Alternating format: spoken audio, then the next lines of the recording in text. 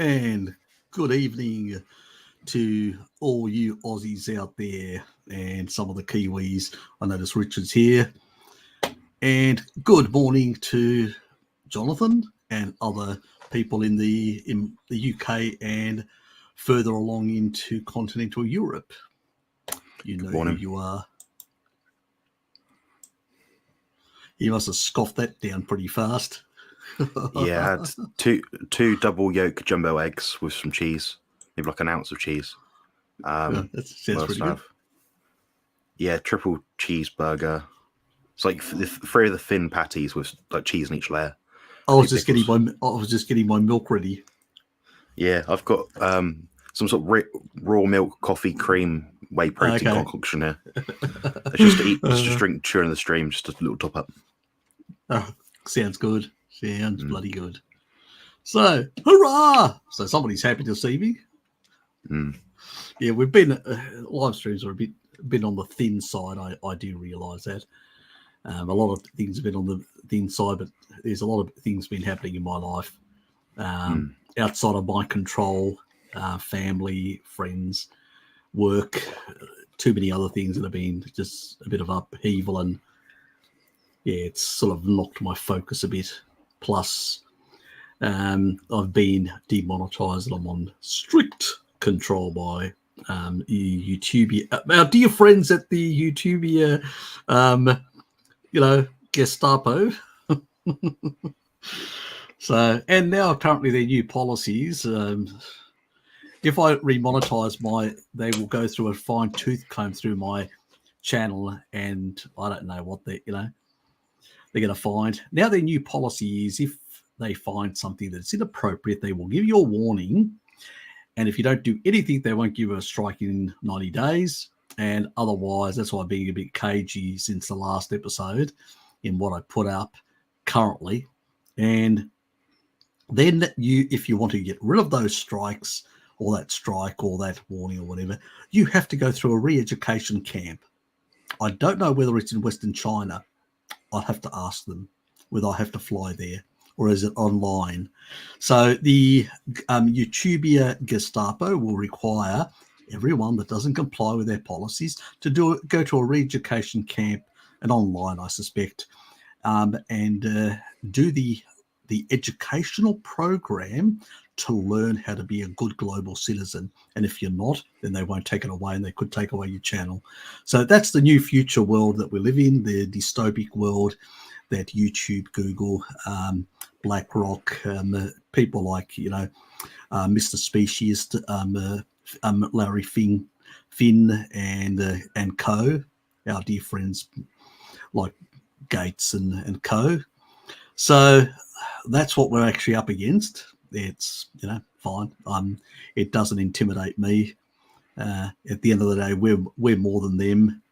So at some point, hopefully more people out there will wake up and realize that they've been had, they've been conned, and they've been manipulated, and their lives are being, altered in ways that they would not want or ever intended through their vote, through the ballot. And that's the real reality of that. But on the other front, which is really important for the rest of us, once they start pushing some of this, I hope there are more people out there that will push back. We can see that there's more people pushing back in schools in the US and Europe and other parts of and it is escalating. And luckily people are starting to grow a spine and going, enough is enough. We've had enough of this bullshit. We're not going to basically put up with this anymore. And so there is a bit of hope there. So I don't think it's all gone to shit. I don't think the Larry Finns, the Black Rocks, the Vanguard, and the State Street people of this world are going to basically get their way. At the end, all they're holding on is to a whole bunch of useless paper.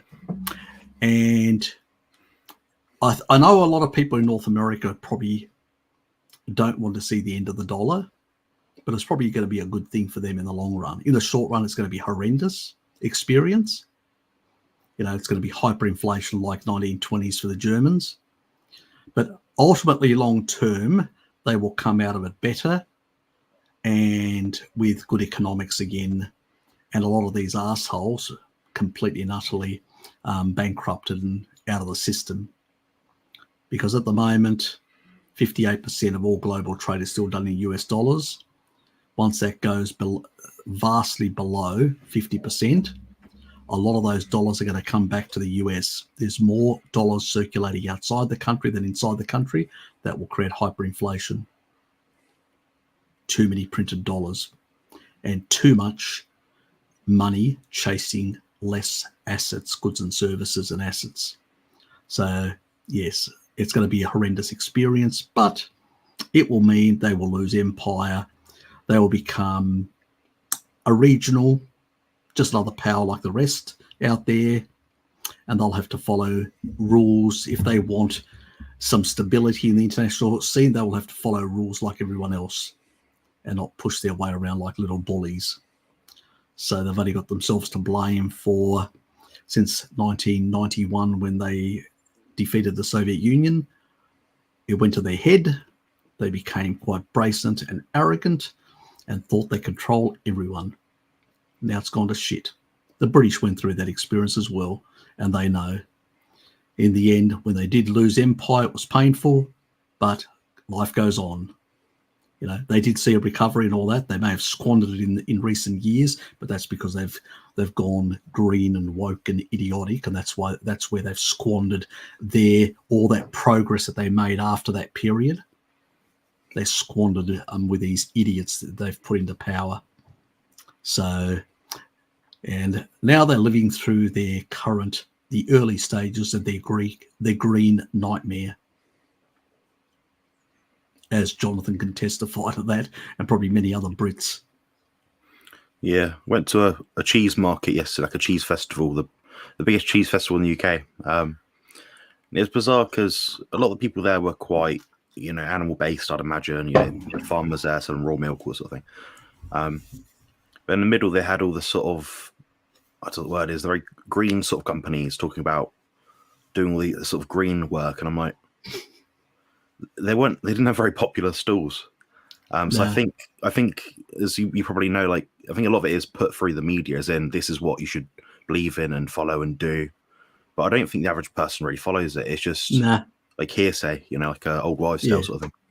There's more ideologues out there that follow. I mean, even in the heart of, the worst parts of where the COVID period, when there was massive disruption to the supply chains and supermarkets were running out of nearly everything, the area in the meat section that was all the fake meats was well stocked.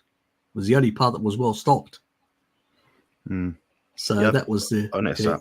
Yeah. But when I go to any supermarket in this country, when you go to the reduced section, so certain times of the day they'll price mark it down, and it'll always be the Beyond Meat, plant-based, this, that, and the other. If you're lucky, you'll get like a ribeye steak for like half price, but yes, people obviously aren't buying it, hence why there's such an overplus. Exactly. Traditionally, when a product line in supermarkets, because my sister's she works for a big retail chain now here in Australia, but as one of their managers. But in Greece, when she was working on the island in the supermarket there, as their manager as well, the thing that she told me was, when certain lines we noticed on the computer were not selling as well, we got rid of them, unless they were willing to pay us to stock them. So some companies will pay to try and actually get the product out. They'll take a bit of a loss to try and get market share initially. So, but if it doesn't work, you usually get rid of it. But what's happened now is we've got this crony capitalism where we've got this ESG sort of agenda being pushed, and they've pressured a lot of these companies. Let's take a look at it. The US. 3 big fund managers, they're trying to get bank status. Can you believe that? Because they know when all that dosh comes back to roost in the US and hyperinflation hits, all their big mountain of money, which is just crap, a whole lot of derivatives and all sorts of other, let's say, exotic financial products, all that will go to shit. So their little empire of cards will come tumbling down, and they know it. They actually they probably will get a bank status. They'll be the only industry in the world that will ever get they'll get bank status. Bank status is just the people that control the money supply, So this is how ridiculous this gets. Funds that are doing, commercial funds, no different than Google or whatever, trying to get bank status. Ridiculous. So, yes, Tracy goes, cash is king. Depends on what sort of cash you're talking about. Fiat cash or actual real money. And that the real money is basically gold and silver. That can't resources be basic. And yes, exactly. Commodities. Our economies are always based. Even most people, when they learn economics, they learn about commodities and commodity-based economies, because that was the base, the foundation of markets, the foundation of economics since the beginning of civilization. So all the other stuff that's been created, which is exotic, they've taken the productivity of people that have created wealth, both the people that have worked for them and the people, industrious people. They've taken that productivity and they've financialized it through money printing. And that's actually what's happened in the world. And the Americans have put it on steroids. And the reason why the Americans put it on steroids is simple. They couldn't compete. See, the whole reason is when the US couldn't compete, they forced the Japanese to stop. The Japanese will buy everything. Well, they were very competitive. The Germans as well. The Germans and the Japanese were the only people that had a surplus with China and the US. Everybody else didn't. Was running a deficit of one sort or another. So the reality is America has been outcompeted by its two closest allies. So basically the Germans just told them to did that because they're very selfish. They're elites, and pretty much they had to destroy Germany via the Ukrainian little fiasco. That's all about bringing Germany under control again. And with Japan, they were told that remember their prime minister who got very frisky, their recent prime minister? I wonder why he died. So it's been a long time since we've seen the death of a Japanese prime minister. He wanted to become a bit more independent, break away from that policy that was signed back in the 90s, forced by the Americans to basically stop making too much stuff and selling it to the US to reduce their trade surplus. That's what brought that massive drop in GDP in Japan. They basically went on a manufacturing strike forced on them. That's how the US works. It's basically no different than the old British Empire that worked as a narco state, basically doing the opium wars and all sorts of other things. The US works the same way. Part of the Anglo-American sphere, financiers that still the same people that want to control the world. And their attitude is, they screw us as well as elites. Some of them are in Australia, they reside or part of that conglomerate. So it's not as if, we're part of those societies of those elites. So the Five Eyes people have heard of all that. They've even got their own intelligence little network to spy on each other. So it's all this sort of stuff. We don't get the benefit. It's just we get just as screwed as everyone else. But these characters pretty much told the Japanese, you can't produce anymore. And the other way is by using other restrictive measures, they were able to isolate Germany and force Germany to export more things to through agreements into other parts of Europe, so they flooded Europe and they flooded and China, where they could creating imbalances in Europe. This is what created the imbalance between the north and south of Europe. Again, to look after the American interests, it destroyed the economies of the south in Europe, making them net importers and reducing their exports through those policies in order to basically benefit certain people. And then on top of that, we have the Chinese they couldn't control, so they're just basically now undertaking economic war. They've had trade sanctions on them. If you can't compete, basically prevent them from trading with you. But that's how these people operate. I mean, they talk about free trade and World Trade Organization rules and all that. Yeah, only when it serves them. And if you're a small country and don't follow them, then they hit you over the head with that sort of international rules based system. But if you basically, they will just trample all over it as they like. That's the reality. This is how it's working. Greece gets unscrewed over Turkey all the time and allows Turkey to do as they like, because Turkey's been weaponized by the British, by the actual, Cyprus thing. Actually, the British prevented the Greeks from intervening through pressure by the Americans. And that's why Turkey was able to just swoop in. They had Phantoms ready to blow them sky high, and they also had subs in the region to sink their ships. They could have. They had the best subs at the time, the T-209s, which were the best German subs that only Greece had in the region. So they had the capacity. They just didn't use this capacity. So that's, and Turkey has been used as a weapon to destabilize Central Asia against the Russians, and the Middle East against certain Arab states that want to be a bit too independent. Recently, we've seen how independent they've become because they got sick and tired of it being pushed around.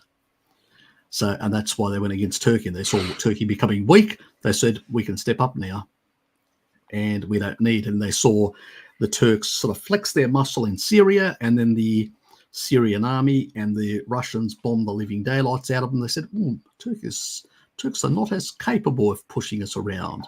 We'll go with the Russians. They'll sort out the Turks.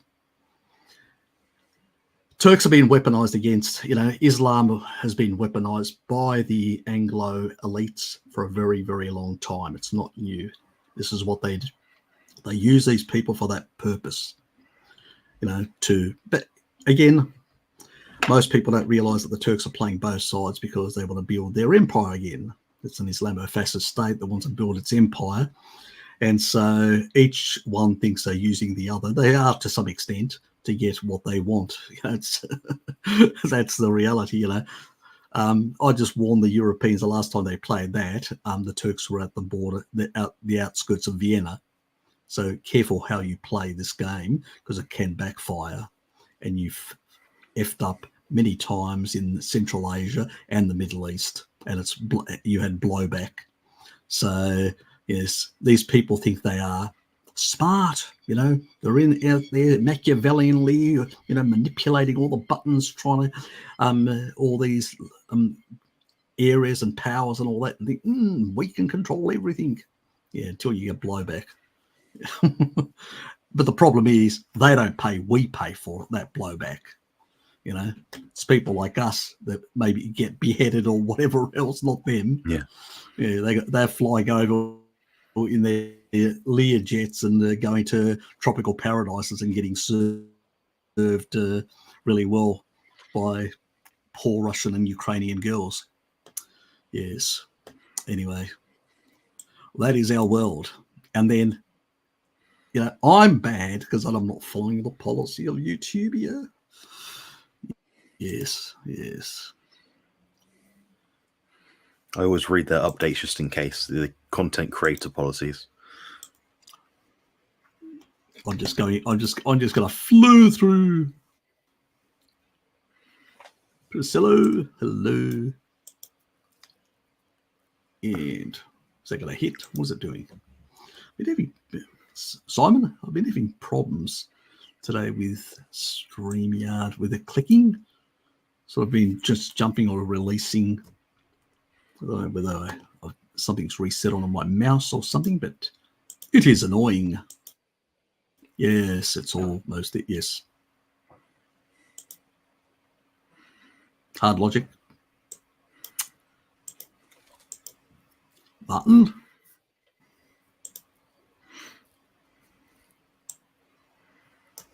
Yeah. Unfortunately, Europe's in a mess at the moment. From even my sister was telling me about Greece things are probably a bit better in Greece, but some of her friends have been saying Germany's really, things are really bad there, because they just don't have enough energy. So it's not looking good for the Germans, unfortunately.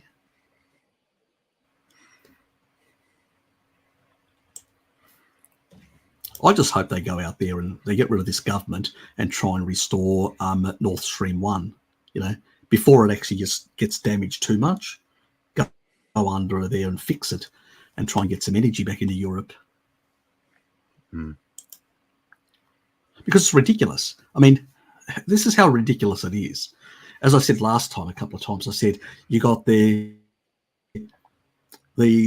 wealthy Greek ship owners, a bunch of arse-hats, a bunch of traitors as far as I'm concerned to the Greek nation. They don't care about it. They're just the same. They're part of the Anglosphere because they get defence of their fleets, the international fleets, by the Anglosphere. They primarily reside in London. They holiday in Greece and control the politicians there and tell them what to do. Don't be too harsh on the Turks. We don't want to lose them. We need to use them as a weapon against all these our other enemies. The other elites of other countries is what they mean. So that's how that actually works. While you got the Germans can't and other Europeans can't bring in natural gas through pipelines, but they can basically get it from terminals with Greek ships, bring it in, transfer it to Europe. Somehow that's not Russian, on the other hand, or get a whole lot of oil from India that's been refined and bring it to Europe. And I'm going, you just shake your head, you go, this isn't real. I mean, you're buying it. Just buy it directly and just stop the pretense.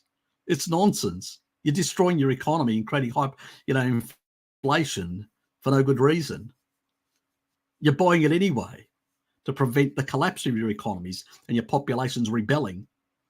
So if you're going to buy it, just buy it openly and stop talking nonsense. So drives me up the wall.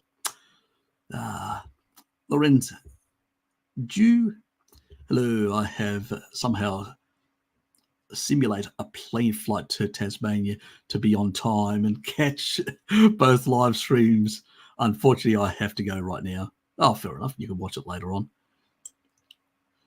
That would be quite late. But anyway, thanks for dropping in. Remikla,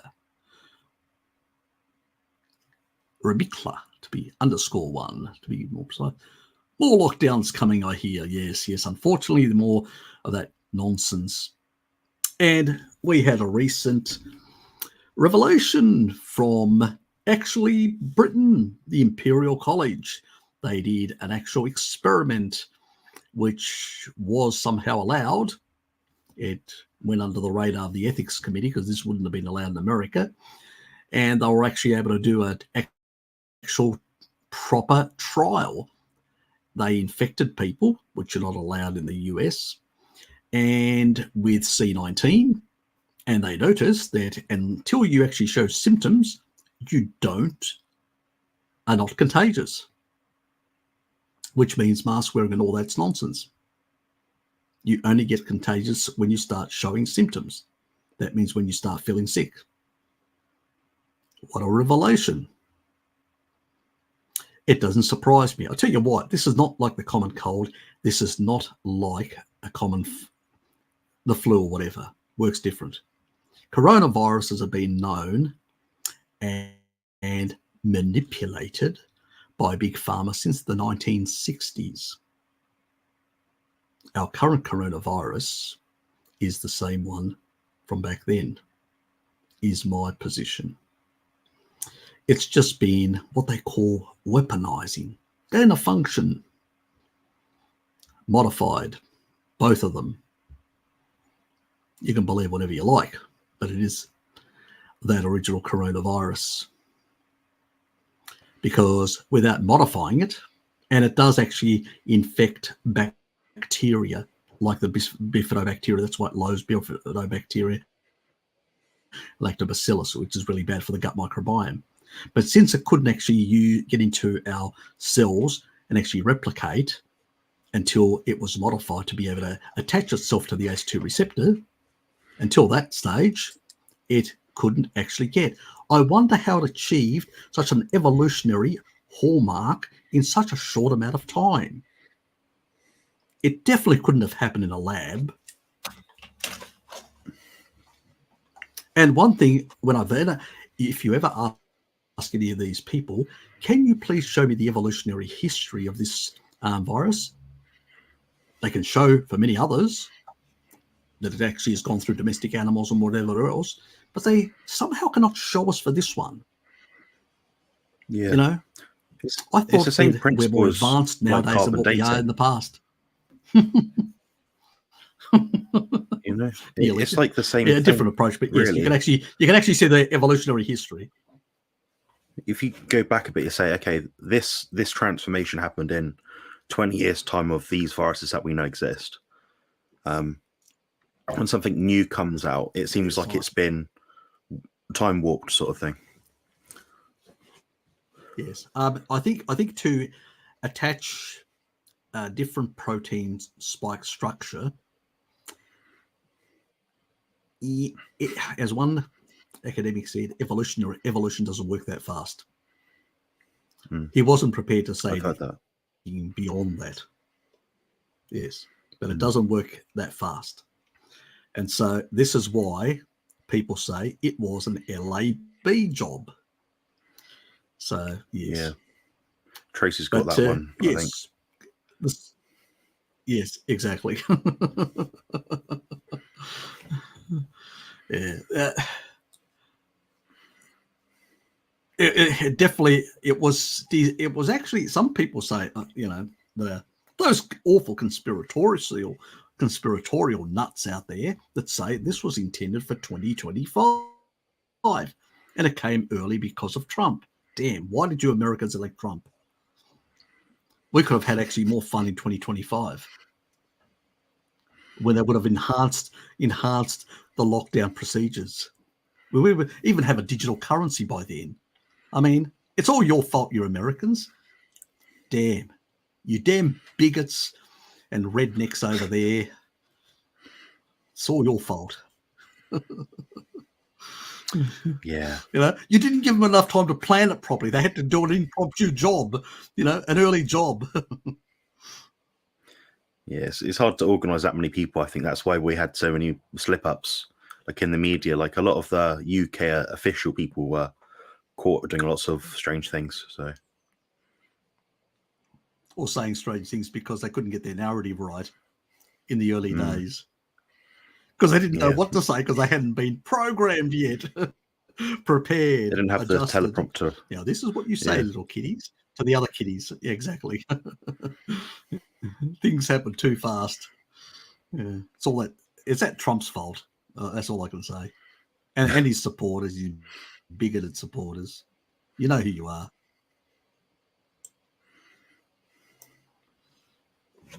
You revealed the game too early.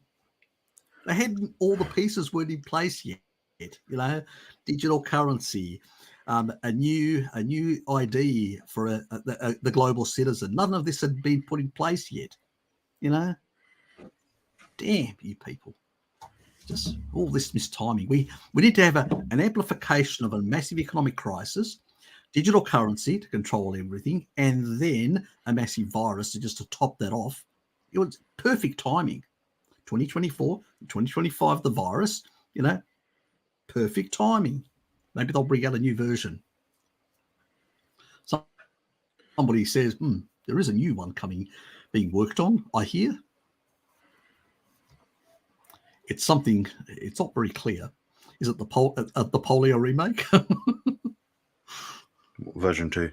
This one goes after kids, apparently. Yes. I've heard something like that, yeah. Hopefully not. Misanthropy on steroids. DJ Projectors, how are you, mate? Listen, how's my dad? He's doing much better in general health, but he's still his ligaments are still, not that good. So he gets a bit of a lock up, or he gets a bit of a tension in his legs.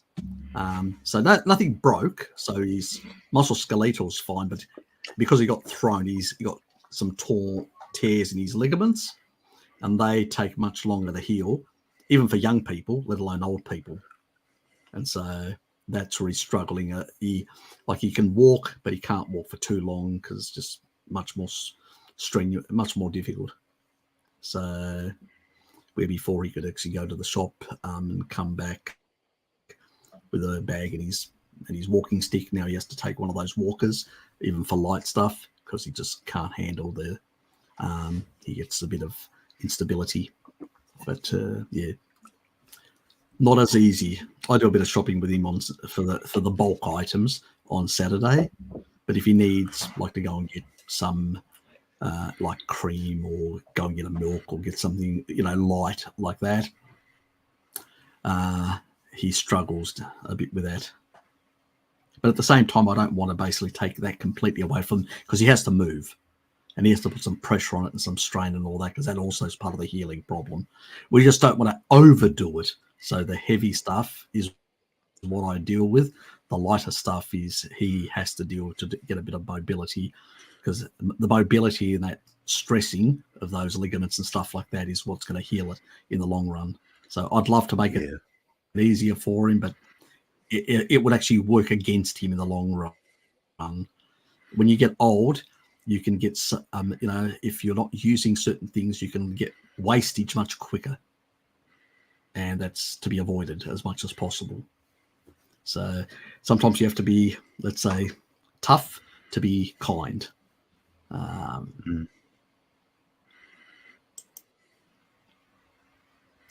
It's for his own good. Twice in a day. Spanking or...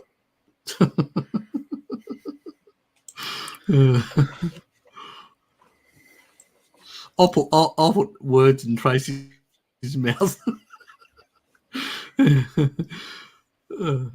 Hi Harry, from South Coast, New South Wales. Appreciate your time and help. I have post-6 viral syndrome, taking Serol, Stem Enhance, and do not plan on doing a 3-day fasting reset. Why not? Be a good idea to do a bit of a fast, but that's me. But that's what I would do, because it actually, you need to get those organelles clearing out a lot of the crap out of your cells. You need to be in a sort of a catabolic state to be able to force the body to clear out the cell junk, which means viruses, particles, or whatever else. So it does help. It's because Serol Stem Enhance, all it does is actually just produce brand new cells. That's what it does. Causes apoptosis of some of the older stuff, the actual stem cells that get released, and produces new cells and replaces old damaged cells. That's not going to clear out any spikes. It's not going to clear out any viral sort of load that may be around, especially if you've got a problem for some reason. Some people can't clear as well than others. There is a gene that makes some people very immune to HIV, but at the same time makes them more vulnerable to COVID. So I forget the gene what it is, but it is one that it has the reverse. So people who can easily get, I've got the other extreme where I would be much more vulnerable to HIV, but to COVID slightly less vulnerable. Compared to the general population, it's probably helped why I haven't. Other people are so I've got the sort of like the native one. Then there's this other one, which is the homozygous, which gives you less protection. And then there's what the majority of people in the middle have, which is one of each, so they're sort of polymorphism and stuff like that. So they are mixed vulnerability. Obviously, if you look after your immune system with things like taurine, you look after your immune system with things like vitamin D. your immune system should basically combat these things a bit better. So that's also vitamin D status is important, and taurine is important as well to deal with immunosenescence. So to make sure the immune system is looked after, so it can actually do its job in getting rid of cells that are too compromised by the virus.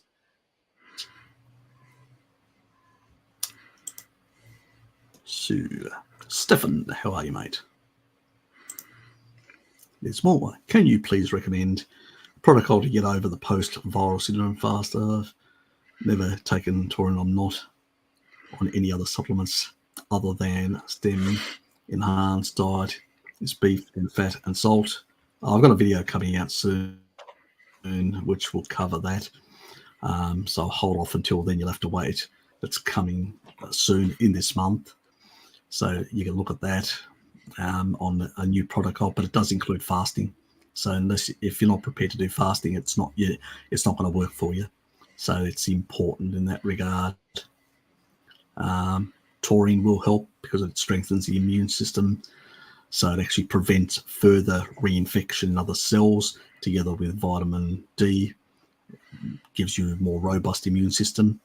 But at the end of the day, if you want to try and clear some of this sort of stuff out, just in case you've got those other genetics, which means you have greater difficulty in clearing out these viruses, so you need to basically allow the organelles to munch it up. So I'll do and taurine actually enhances autophagy. So it's actually a good thing to take taurine. It doesn't actually, and the thing is, even though when you're actually doing exercise and you're actually eating and you get enough leucine in the system, which actually activates mTOR in the musculoskeletal structure, taurine binds to mTOR in bone and muscle and enhances protein synthesis. But does a complete reverse in a catabolic state when there's no taurine, no leucine, or very little leucine around. So it does a complete reverse. As I said, it's one of those master regulators. It actually enhances autophagy. So upregulates AMPK, does everything that is basically these catabolic pathways. So, as I say, it regulates, it doesn't actually do certain things. It just enhances or regulates things. So that's the magic of the stuff. Plus it does a lot of other things, but those are some of the actual things. The other thing is you can actually improve your mitochondria with melatonin. So you may want to take a few milligrams of melatonin at night, and you can do that because that will enhance your, you have to avoid blue light. You have to wear this sort of stuff, or have lighting which is orange or red, because the moment you turn on the lights, your melatonin goes nearly to zero. You have to take melatonin tablets again in the darkness to be able to bring it up again. So, and what melatonin does do, it goes in and repairs the mitochondria. It reduces oxidative stress in the mitochondria, heals the electron chain. So together, synergistically, it works with taurine. But cells actually produce it. And taurine is actually synthesizes melatonin in the cells. It actually affects the pathway multiple ways. I'll explain in another video that is coming up this month as well. That will explain how taurine actually increases peripheral melatonin, how it does it in the mitochondria. Let's see. Another piece of magic, voodoo magic that taurine does in the body. Anyway, so yeah. Jenna, how are you? Can lactose intolerance be cured, reversed, maybe with raw milk? Yes, it can. I've had a number of people who have been able to do that. The critical things is what we focus on initially, and this is really important, is that we need to basically seal the gut. That's the first thing. So if people have got I like to seal the gut, which means vitamin D, get your vitamin D status in a really good place, and taurine, that will seal your gut lining.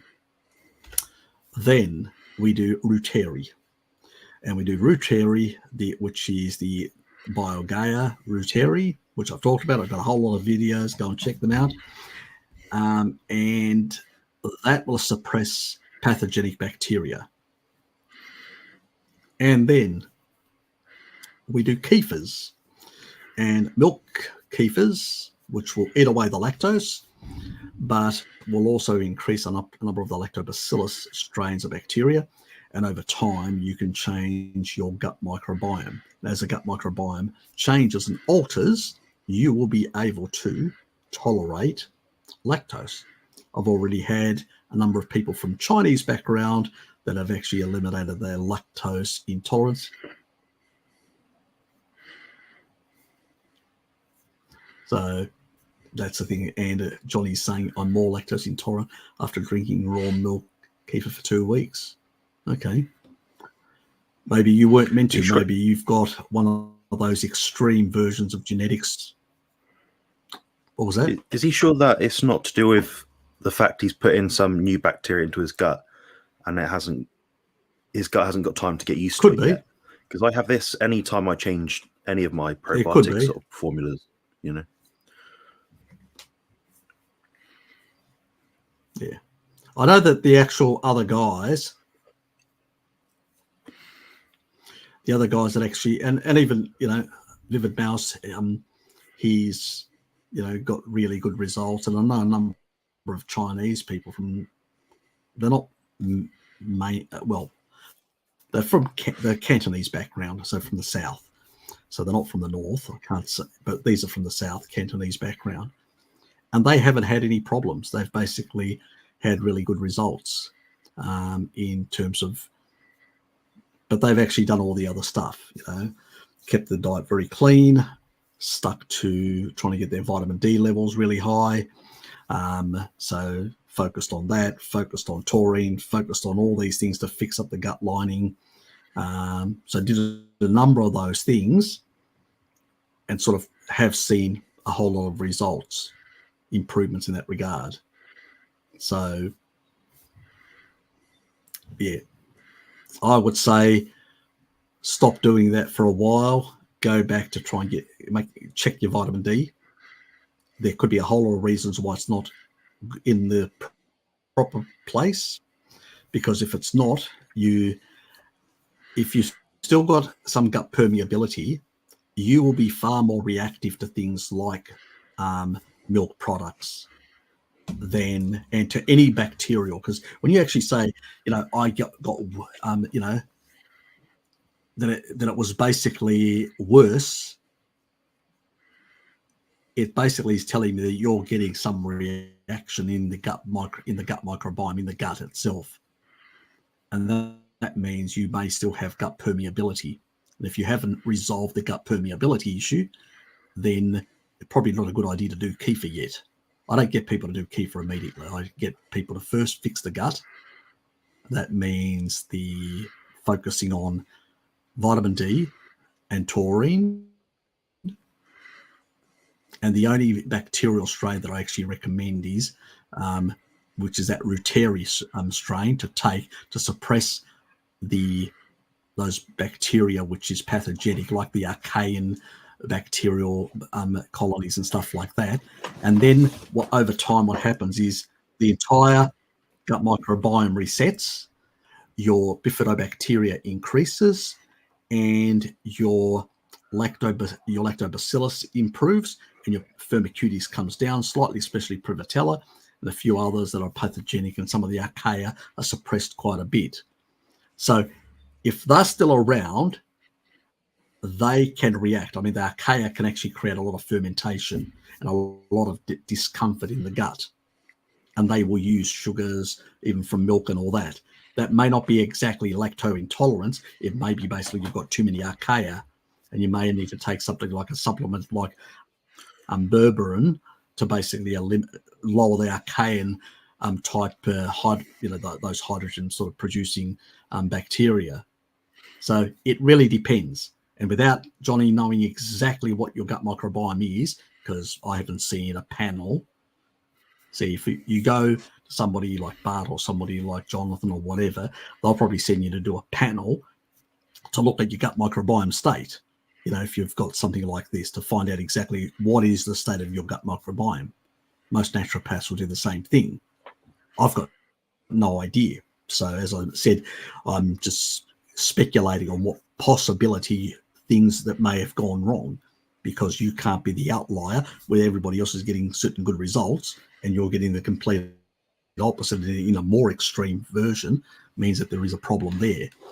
So, but as I've always said in the past, in live videos and in some of my gut type videos, priorities fix the gut first, the permeability. It's vitamin D and taurine. When you fix the permeability, then you can focus on the other stuff. Even Necro Kitty, she did the Kiefers later. She focused first on fixing the gut permeability. Then we focused on some other sort of type of interventions, you know, like you would have with berberine or other things, or certain types of medication that may bring down candida if you've got candida overgrowth. Depending on your circumstance, I don't know what people's, you know, circumstances, they would have to go and get tested to find out, do they have candida overgrowth? That can be an issue as well, you know. So there's a lot of things that can actually cause gastrointestinal discomfort. You know, do you know if you've got certain bacteria, or whether you've got candida overgrowth? If you've got candida overgrowth, that also can create problems with sugary stuff. So there's a lot of issues that can play. You need to test and find out where you are. So, but for somebody who has fixed their gut permeability, doesn't really have any health problems and stuff like that, with Kiefers, we can make them have less problems with lactose intolerance. And also the thing is, you're saying I'm drinking lactose intolerant. What do you mean? Are you basically shitting your pants? Because that's really what we're talking about here. If you're not shitting your pants, that means that's not exactly lactose intolerance. That could be certain bacterial strains that are causing some discomfort in the gut. So, and they are taking either the sugars from the milk, they can take fiber, they can take other things, and they can basically, these bacteria can react. So what are your symptoms, Johnny? Are you getting diarrhea when you drink milk? If you're not getting diarrhea, it may not be lactose intolerance, because lactose intolerance usually causes diarrhea in people. So are you getting diarrhea? Please answer. So, because, you know, details are important to understand what people mean. Because a lot of people have, I've had some milk and I felt woozy, or my stomach started rumbling or whatever. Did you get diarrhea? Because most people that they'll get the runs if they've got lactose intolerance. They'll get the runs, believe me. So, and if you're not getting the runs, it's something else. Yes, so Kiefers can really help, but first you have to fix the permeability side, make sure that that's all sorted.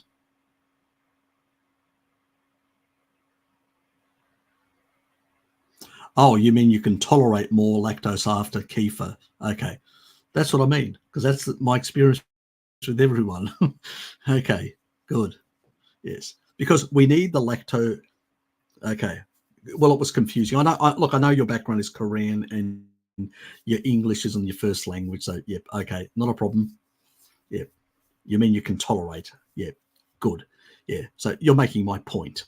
Yeah, so Martin, there's another example of another person from a North Asian background who basically can tolerate milk without any problems anymore. So it's helped in that regard. So that's my experience with kefir, but you have to fix the permeability first, and then we do the kefirs. So it's not the other way around. Yep. So that's all.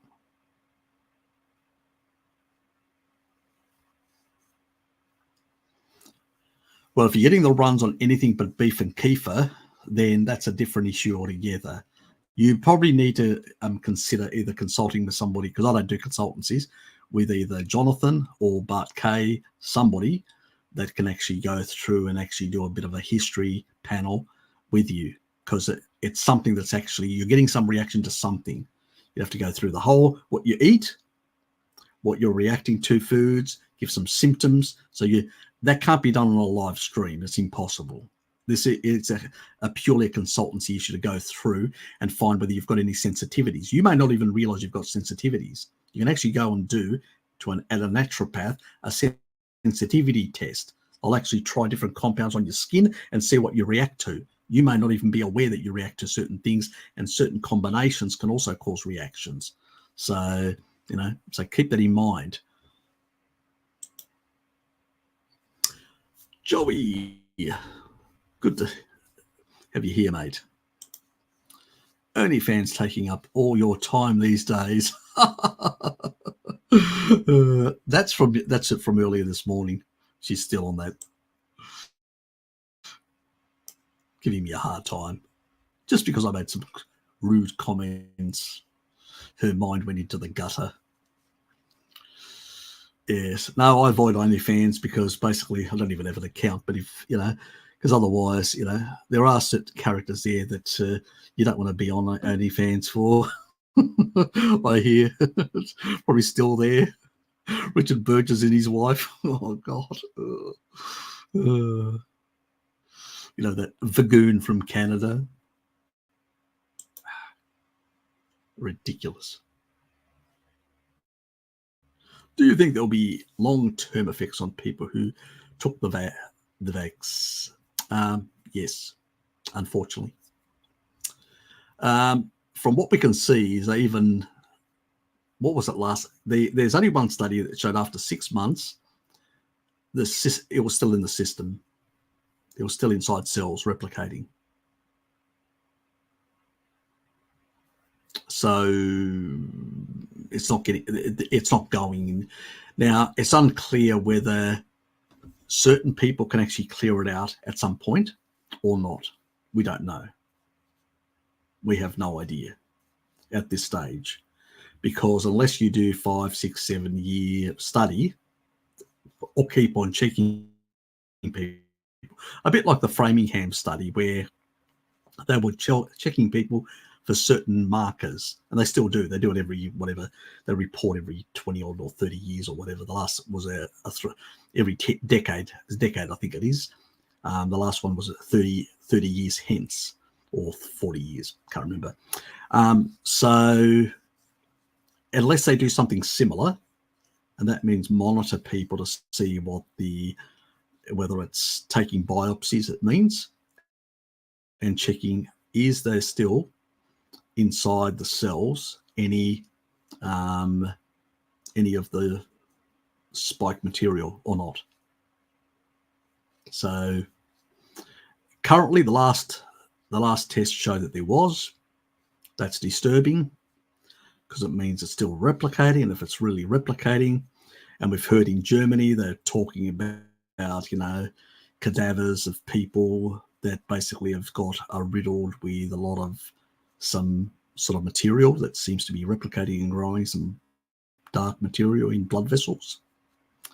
So, which seems very strange to these German pathologists who have been reporting and been told to hush up. But they're not hushing up, but they've been, let's say, pressured by the current Green Führer to shut the hell up. So, yeah. So basically that's the sort of situation there. I don't know what to tell people, in that regard. As I say, fasting and dealing with the organelles, upregulating these organelles, which is the video that will come out, and I will explain how to enhance that. That means these organelles go in and munch away viruses and foreign proteins, which means spikes as well, anything which is foreign that's inside the cell. So it's in a faster state. So the new technique will enhance this pathway by let's say, switching certain keys of certain pathways that inhibit the overexpression of this. So it's a bit of a biohack. So that's coming soon this month. We'll explain, so you'll be able to use that protocol when you're fasting. I will be recommending people do it also in time-restricted feeding. So when they do it early in the morning and try and actually push their first meal further along. So they restrict their eating window down to about 1 meal a day, and their general eating about 4 hours. So they can actually have a longer time-restricted feeding period. So when they do this protocol, they will still be in sort of a low-grade autophagy. They'll be able to enhance that autophagy and sort of do a bit of a better cellular clean out and on top of that. So that's sort of the approach for that. That's will be covered in that video. So there's not many other ways other than those sort of things. And and the other thing is, don't do it again. It's basically the key thing here. We don't want to add to the stuff going into our bodies. Also, I think melatonin would be a good idea to sort of enhance the production of energy, because remember, the more energy you've got, the more youthful energy, the younger you are with the more youthful energy. By having healthier mitochondria means that, so the taurine and the actual melatonin combo in the evening is going to be very helpful to basically enhance that cellular cleanup, and the healing of the mitochondria. So if you heal the mitochondria more, technically that means there's going to be more ATP for the cell. So the mitochondria will be able to move around, interact with the different parts in the cytosol inside all these organelles, and give them more ATP. The more energy these little organelles get, the more cleanup they'll be able to do more work. It's like anything. You've got a device, vacuum cleaner. Well, if it runs out of power, you've got to put it back in the slot if it's rechargeable, and recharge it to do more work. Same sort of concept, So, and that's what we're trying to do. We're trying to reduce the damage and trying to amplify certain ways of actually healing. So there's not many other options. There is no magic pill, unfortunately, out there to do anything for us at this stage. Maybe somebody will come up with something. Don't know. Yeah. Electrolyte imbalance is very common in diabetic patients. What nutrition can help with this issue? I'll let Jonathan have a go at this one, so I can drink a bit of my milk before it gets cold. Yeah. What nutrient? Well, I'd be thinking of things that are helpful in the diet. So potassium, magnesium, putting in enough electrolytes. Probably the best way to get about doing that is get it in through the food that you're eating. Taurine as well. I'm not sure if this is like a trick question, because we're going to say taurine anyway. But the main thing, of course, is just keeping insulin low, not getting in a load of sugar throughout the day. What I noticed with people where I've met people with like diabetic neuropathy, people with swelling, people with kidney issues, anyone with like some sort of electrolyte disturbance, is that they're having diets with lots of sugar. That seems to be the key thing. So I've noticed this myself. So when I have an off-plan meal, even if I make some like carnivore ice cream, I use lots of cream, lots of milk, so lots of lactose pretty much. I noticed that day and the day after, I seem to want or crave more salt. And I'm actually more likely to get cramps, which seems to be because of the elevated glucose and therefore the insulin. So that's pretty much all I've got to say on that. What do you think? It sort of causes definitely insulin signaling will cause some derangements in electrolyte balance. It's the reason why, for instance, Walter Kempner back in the 1930s, remember that video that I did, the first video that I actually ever did with Pim Johnson on her channel, discussing about the low-fat diet. And really he only recommended one mineral, and that was iron, and restricted all the other sort of stuff. And the reason for that, again, is that carbohydrates, high carbohydrates, increase insulin and actually have this sort of retentive effect, and can also cause some electrolyte derangements. So he was aware of that, and he didn't want people on his diet taking that. So, but it's probably another reason why he didn't recommend his diet be done long term, only for a year.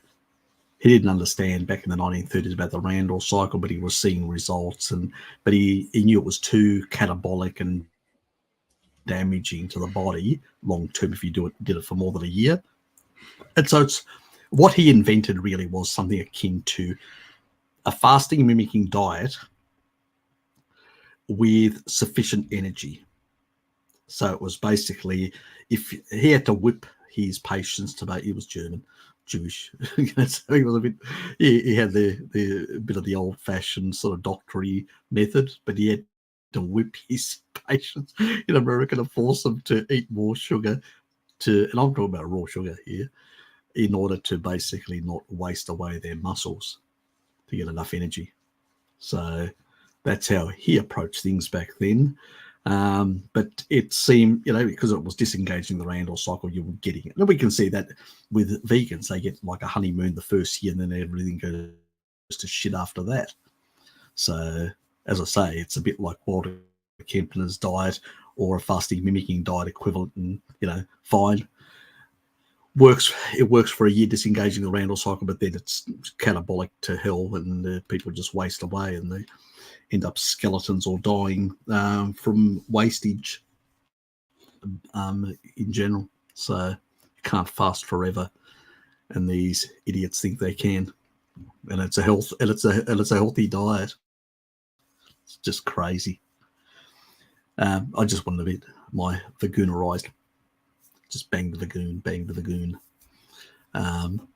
have a bit of fun at the expense of vagoons, but yeah, sort of derangements of hormonal derangements are definitely part of the reason for it in that regard, and that affects some of the actual signaling that's coming out of not only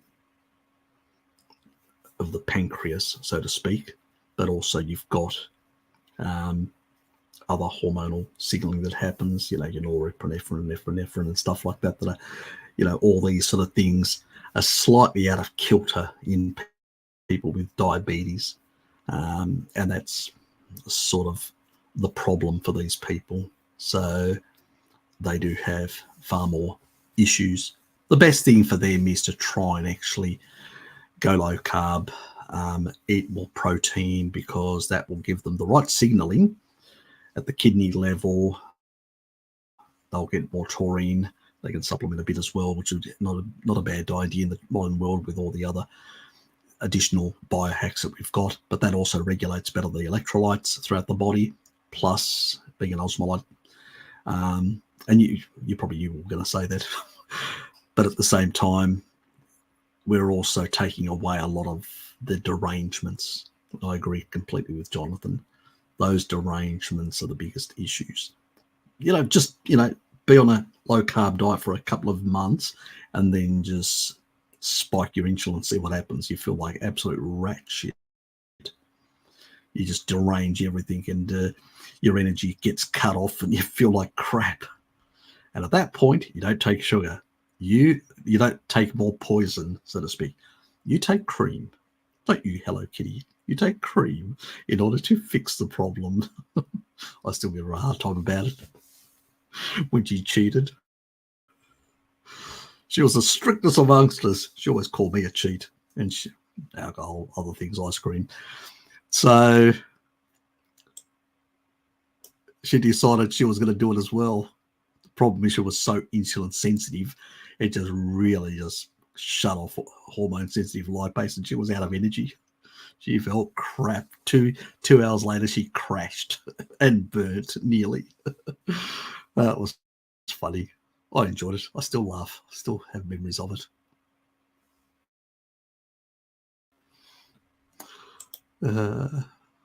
She's going to give me a hard time tomorrow, some other day.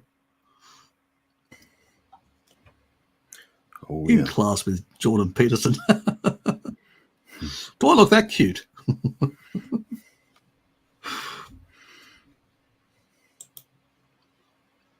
Harry, can you elaborate a bit about the difference between glycation and glycosylation and what is glycobiome? Dr. Klitz brought that all up.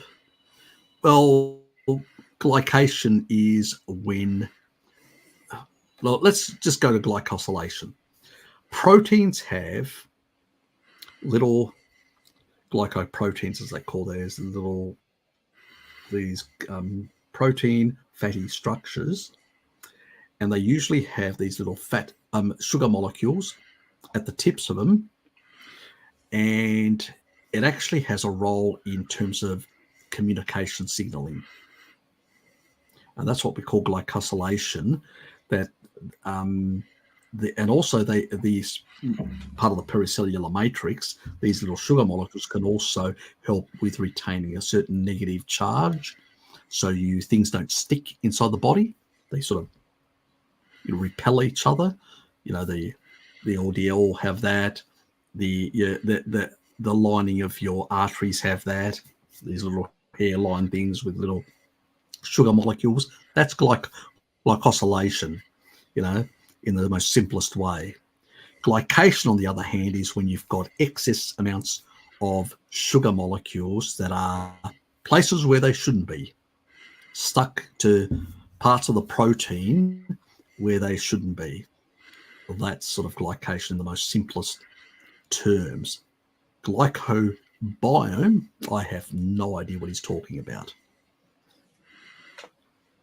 Is he talking about the glycation within the gut lining? Have you heard of this? No, I think it's probably a way to simplify something probably quite basic. Like, is in something happens in the microbiome where it's related to glucose in that area, or the glycocalyx. I don't know. That's a guess. I don't know. Well, yeah. I haven't heard the term either. People come up with all these catchy terms which are not even in the books of physiology. They've just made the shit up just to sound smart. Google it. But that doesn't mean that it is a record. That's what I'm about to do as well. to see it's bacteria mucus at the epithelial interface. Okay. So it's what lines the gut to make it deal with immune stuff. Yeah, exactly. Yep. Okay. So fair enough. Yeah. Well, we've just explained that you've got to Google it in that regard, but I don't know in what way was he discussing it. So as a problem, have you ever heard of this guy? Dr. Kiltz, he's a carnivore guy, so I've asked him to come on my YouTube channel 4 times. And he said, 4 times, but he's just ignored me when I've sent a request for what time to do it. So I'm like, whatever. He's quite a popular chap on in our sort of circles, apparently. But okay, where am I living under a?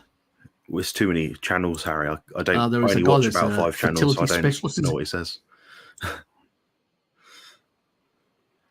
Yeah, me. I actually, when it comes to carnivore channels, is yourself, Stefan, just but a few people in general. Most of the other channels that I actually focus on are geopolitical and other things like that I've got actually more views. Okay, I think I've seen this guy. I think, has he been on Bart? I don't think so, no. Looks familiar. I must have seen him on Bart's channel. Hasn't he? Okay. I don't think he Maybe has. He's been on. Has he been on Sean Baker's channel? He's been on Sean's one, I think. Yeah. No. Okay. It just it must have been on Sean's. Then I must have seen him. I've seen this person before. I think the face looks familiar. I don't know. Maybe I'm wrong. Maybe I'm thinking.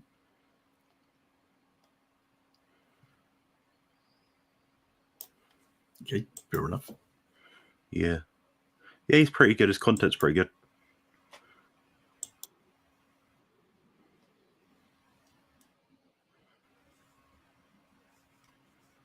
So, a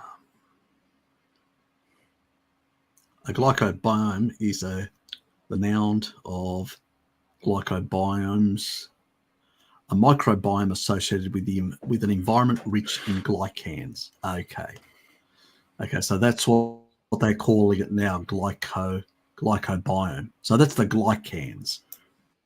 That's the stuff that I've talked about before. That's the little hairline structures on the cell with the little sugar molecules, and this is a whole new field. I've talked about it in a live stream before about glycans.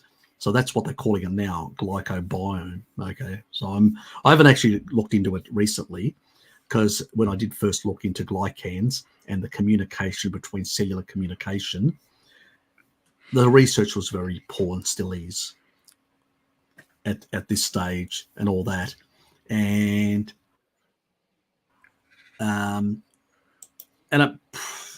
there is things like bacteria as well. Maybe there is, but then if the cells inside, not inside the gut microbiome, but inside the actual body itself, you would have to have some level of permeability to have a certain level of concentration of bacterial LPS and other bacterial proteins inside the bloodstream or in other parts of the body. So, that'd be interesting. I'll look into it. I haven't actually looked into glycans recently to look at any of the latest research. The last time I looked, there wasn't much, and there was a lot of contradictory speculation. And I think there's still a lot of contradictory speculation. People are associating a lot of things, but nobody's tied anything down in terms of a mechanistic way. So I'm not really convinced on some of the arguments that people are putting out there. I do agree with the general assumption that it probably has something to do with communications, a bit like synapses in the brain, neurons and sort of like that, how they communicate, passing chemicals between them and all that. And maybe it has something similar. The glycans are passing chemical messaging between them to basically signal for certain types of, just because remember, normal cells that don't behave like cancer cells are basically a group of cells that there are a key cell that actually sort of regulates all the other group. And so that's how these groups of cells, and they communicate between each other to do functions, to act as an organ, to act as something. So glycans are considered, they are signaling between them through chemical messaging, is the way it's viewed. But that's as far as I got into my deep dive into glycans. I know a lot of people are speculating about a whole lot of things, but I'm not convinced that they've actually provided sufficient proof for those speculations. So I'm still on the fence on a lot of things. And I'll remain there until I'm convinced that there is something in it. What's your thoughts about glycans? Have you looked into it? Or? Not in that great detail at all, to be honest, but I think what Stefan's asking is about glycation versus glycolization, like what the key differences are. So one, I believe, will happen within the cellular structures, the organelles themselves, and one will happen on protein structures of the body. So it's got a slightly different effect as to how those two things come about, and like these reactions come about. So one of them is enzymatic and one of them isn't. I think the enzymatic one is it glycation? But I can't remember. It's going back a little bit. Glycosylation. It's the glycosylation. It's basically you're actually putting sugar molecules, specifically to connecting them to these lipid protein structures. So, and they have little sugar molecules that then play some sort of role for whether it's signaling or whether it's basically creating a sort of being able to be utilized to change the potential.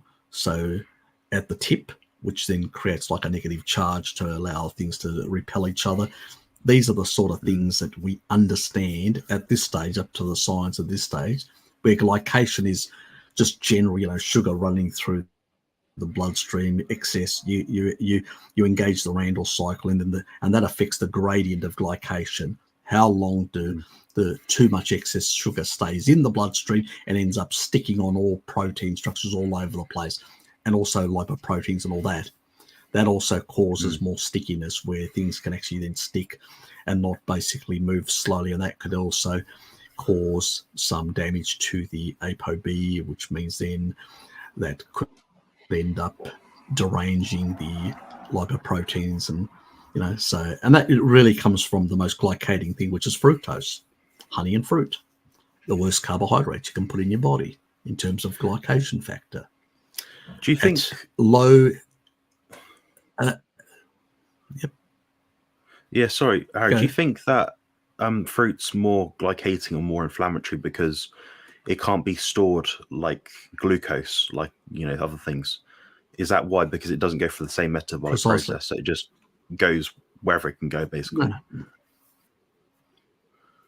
Yeah. Until it actually gets back to the liver and gets processed, it's like alcohol. It goes through the same pathway as alcohol or fructose, and so it is inflammatory to the body and glycating for that. And for alcohol, it's just poison. It's just excess amount that goes around, does cause a lot of damage, cellular damage.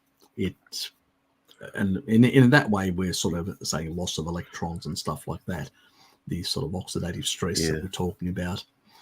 And it also, it does vary. Obviously, let's say somebody's on a carnivore diet and has a few berries. That's not going to be a real big problem. Okay? But if somebody basically then has, half a watermelon or, a whole lot of, fruit juice or stuff like that, particular fruit juice or honey or stuff like that, things that are very high in that's going to be more of a problem. And then how bad it is. Now, let's say I have a glass of fruit juice, and somebody who's diabetic and engaging in the Randall cycle on a daily basis also has a glass of fruit juice. The fructose in that fruit juice, to me, will cause somewhere around 7-fold glycation compared to someone. That means where sugar molecules are sticking all over a whole lot of proteins where they shouldn't be. And because they shouldn't be in those places where they're sticking, because they're not being, sugar should go to muscles and go basically to your brain and places like that. If there's too much circulating, that means the transit time becomes longer. It has more time to glycate, to stick. So even glucose will have some level of glycation, but it's very low. But when you engage the Randall cycle, on the other hand, you amplify, because you can't take it up as fast, so it circulates in the bloodstream for longer, which basically means you can actually get a glycating effect of 10-fold. So Randall cycle activation, 10-fold, non-Randall cycle activation, 7-fold. That's why in the past I used to say 7-fold, but that's old science when people were less engaging the Randall cycle on a regular basis, back in the 50s and 60s, times like that. Unfortunately, now people are on a constant Randall cycle merry-go-round 24/7, and that means you've got these sugar molecules circulating in your bloodstream for far too long. And that actually ends up creating higher levels of glycation. So glucose will also, under those sort of circumstances, will be more glycating than glucose that is circulating in somebody without engaging the Randall cycle in any big way. So in a sense, somebody who's on a vegan diet, not engaging with the Randall cycle, the glucose circulating in their bloodstream will be less glycating. Where somebody who basically is on a standard diet, on the other hand, this is why vegans go, when they're in the honeymoon and they do these tests, they go, I had less glycation, I had less this or that compared to a standard diet. Well, that's because you're not engaging the Randall cycle. They are. And so the circulation is staying in the system for longer. And so it's glycating more. That's all it is. But it doesn't make it healthier in you or them. It's just less deleterious in you because you're not engaging the Randall cycle. And just because you're ignorant of the Randall cycle, it doesn't mean you can actually then sit on your high horse and make out that you're healthier than the rest, which is what they do. Yeah. Did you see my meat, fruit, and honey experiment video? I need to. It kind of explains it because I was doing. Haven't had a chance. So if I did that same diet that I did, but had a bag of Skittles rather than meat, fruit, and honey, I'd have had a better effect, I think. It didn't make sense that I had about 250 grams of carbs from fruit and honey, and I felt so bad considering. And I used to have like 1,000 grams of carbs, but I didn't have nearly as much fruit. Oh, so I remember you saying something on Bart's channel about it. You actually mentioned something on Bart's about that experiment that you did. Yeah, but I haven't actually seen fruit and honey. For me, it was crap. Yeah, I'll send it to you or something. But that was quite an interesting anecdote to me. I obviously knew what happened, but I was surprised it happened that quickly. So I thought I'm going to try it for 7 days. So what were the symptoms that you were getting compared to glucose? So I had a banging headache. My lips were really dry. My face swelled out a bit. My knees and toes were very sore. My skin started to get a bit drier on my wrists than usual. And I couldn't really sleep much I'll say the last 2 out of 3 nights. And I was really shocked by that. I thought something bad would happen. I didn't do it thinking anything good would happen, but I did it for informational purposes. And that was, I'd have rather done that same experiment with Skittles. I think I would have enjoyed it more. Yeah, exactly. Well, look, the thing is, people need to realize that fructose is, deleterious to the mitochondria and the energy production. So, that's well established in the literature. So anybody that actually argues for a high fructose diet needs their head examined. It actually amplifies the Randall cycle and makes it far worse. It's what actually forces the insulin to glucagon ratio when if somebody's engaging the Randall cycle with excess, let's say, not fructose, excess glucose and excess fat, they'll engage the Randall cycle and they'll build up a lot of subcutaneous fat. The stuff, the outer stuff. Less, not the visceral stuff, and not liver fat. So that's what happens when you actually with glucose, and you can store heaps of glucose in your liver. The liver is really good, and in your muscles, so you can deal with it much better. You can't store fructose in your liver, or your muscles. You've got to process it and turn it into something, and that's the problem with it.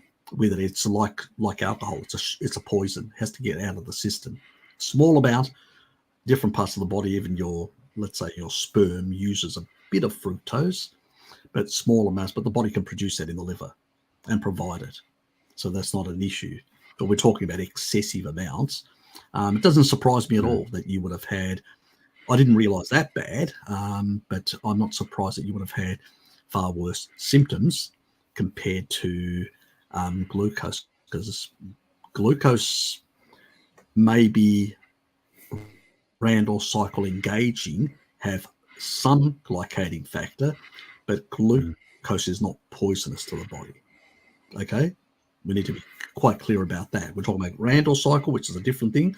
That's fat storage, turning glucose into fat and storing it. But we're not talking to the subcutaneous tissue. But we're not talking about glucose, basically. That's why you can have, people that are fat or obese and because it's more subcutaneous rather than visceral, because they only eat potatoes and and be very muscular fat, but not be unhealthy. And you see that with the old Russian ladies that used to eat potatoes and meat, and so they had more subcutaneous fat for a rainy day, which they never came, but at the same time they didn't have any visceral fat problems or liver fat problems. So, glucose in a Randall cycle engaged is an issue in terms of fat storage, but in terms of as a molecule, it's not damaging to the body, so to speak. To claim that is just ridiculous, But we don't need to eat it because we can produce it. And humans only in recent history have been consuming it. It's not our species appropriate way of getting it from starch. We can produce it ourselves from the glycerol backbone of triglycerides. So we do not need to eat it. But at the same time, it's not like fructose. So I'm not surprised, but it's interesting. Yeah, people can get a lot of different symptoms, but you've probably got the whole lot. Bloody hell. Yeah, it was horrible. Severe. I wouldn't do that again. I plan to do it for 7 days. After day 1, I was like, I'm not going to do 7 days. I thought, well, I'll do 4 or 5. Nah, I'll do 3 days, and that's a real push. That I had to plow through that. And I didn't enjoy it more. I didn't feel having 3. It wasn't exciting at all. It's just like, this is a chore. So, I'm going to head off now anyway, Harry. So I'll leave you to have a little rest, I think. Yeah, not a problem, mate. Nap. Yeah, not a problem. Yeah, you seem tired. Anyway. Kids keeping you up. They do sometimes. Anyway, take care. Yeah. Cheers. See you guys. Yeah. Look after yourself. Say hi to Sophie. See ya. You've got me again. Invite winning ID. Grandma is now in nursing home and suffering from dementia. Can you help with her dementia? The problem is in a nursing home, it is really hard, depending on their policies and all that. I've had a number of people, unless you're willing to go into the nursing home and make some deal with them and stuff like that. I've had some people that have gone in, and to prevent sarcopenia and stuff like that, they've got them to do a nightly yogurt in the evening. They have yogurt, plain yogurt, no sugar, no nothing, just plain yogurt, plain Greek yogurt, and in it to put 6 grams of leucine. And as long as they're not on medication, like blood pressure medication and stuff like that, if they are, 2 grams, if they're not, 6 grams of taurine to enhance protein synthesis and try and retain, because she will lose muscle and bone mass. Most people do, unfortunately. So to keep that. Also, the taurine will help with producing new brain cells. Technically speaking, if she wasn't in that environment, I would have them giving her 20 grams to 30 grams of taurine per day. But if you were to recommend something like that, especially on blood pressure meds, you couldn't do it. But even if she wasn't, they probably wouldn't do it for you. So you could probably slip her a few Serul tablets to try and actually produce new brain cells as well, to try and enhance that. But taurine's going to do a pretty good job in that if you can get enough in. That's the problem. What sort of energies are you going to be exposed? Probably seed oils, which are going to do more damage in the nursing home. Can you negotiate a different meal plan for her? It's not an easy thing. I've had a number of people who have had issues with nursing homes, and they've come to me with an email, and I've tried to negotiate and provide information for them how to go about it. If you're dealing with a nursing home, don't go in there all cocky, angry, nasty and all that. Go in there in a constructive way and try and get them to work with you. Small steps. Try and get them to, work on a different meal plan for your mum. Try and get the seed oils and crap out, the refined sugars, all the fructose, the fruit juices and all that. You got to get rid of all that crap. That is just pure poison for the brain. So that's all has to go. Probably, some tubers, rice, those sort of things you can sort of, in the initial stage, you can sort of give a bit of ground on those, because you're not going to get those eliminated from her diet in the nursing home. Remember, they're not going to be buying filet mignon for your grandma in there. Sorry, but that's the reality of nursing homes. So if you're going to try and help her, is to try and get some of these supplements. If she's not on blood pressure meds and you're able somehow to get her carer to give her taurine throughout the day, even in small doses, if she can be giving it in, even putting it in water, getting alpine water, sort of low deuterium water, even better. If you can buy yourself low deuterium water and you can put some taurine in it and shake it and put it in there and dilute it in there, and then provide that water as her main water source in there, she'll be getting that. She'll be getting low deuterium, lowering the deuterium in her brain and her body in general, which means that that over time, that get melatonin into it. Give them, melatonin 5 milligrams or 10 milligrams, even 10 milligrams. It's not going to kill her at that age, because at a very old age, you don't produce enough melatonin. So giving extra is actually a good thing for healing the mitochondria and everything else. So you could give her a 10 milligram dosage of melatonin at night, which will heal the mitochondria.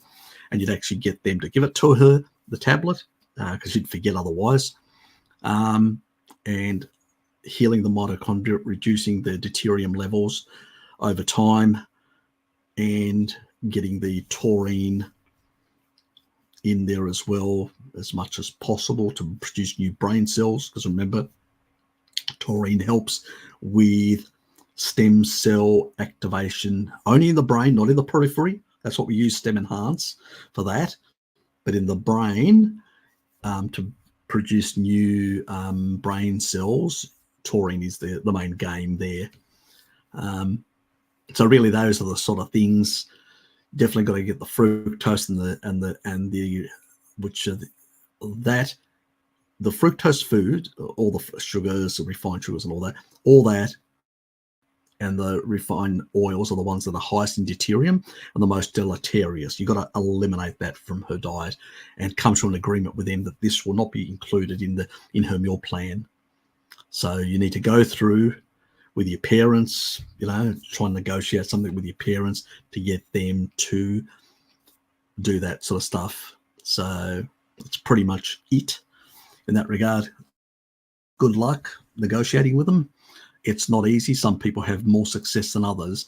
But if you go in there cocky, I'll get my way, you won't get your way. Pretty much. Yeah, well, being frail, pretty much,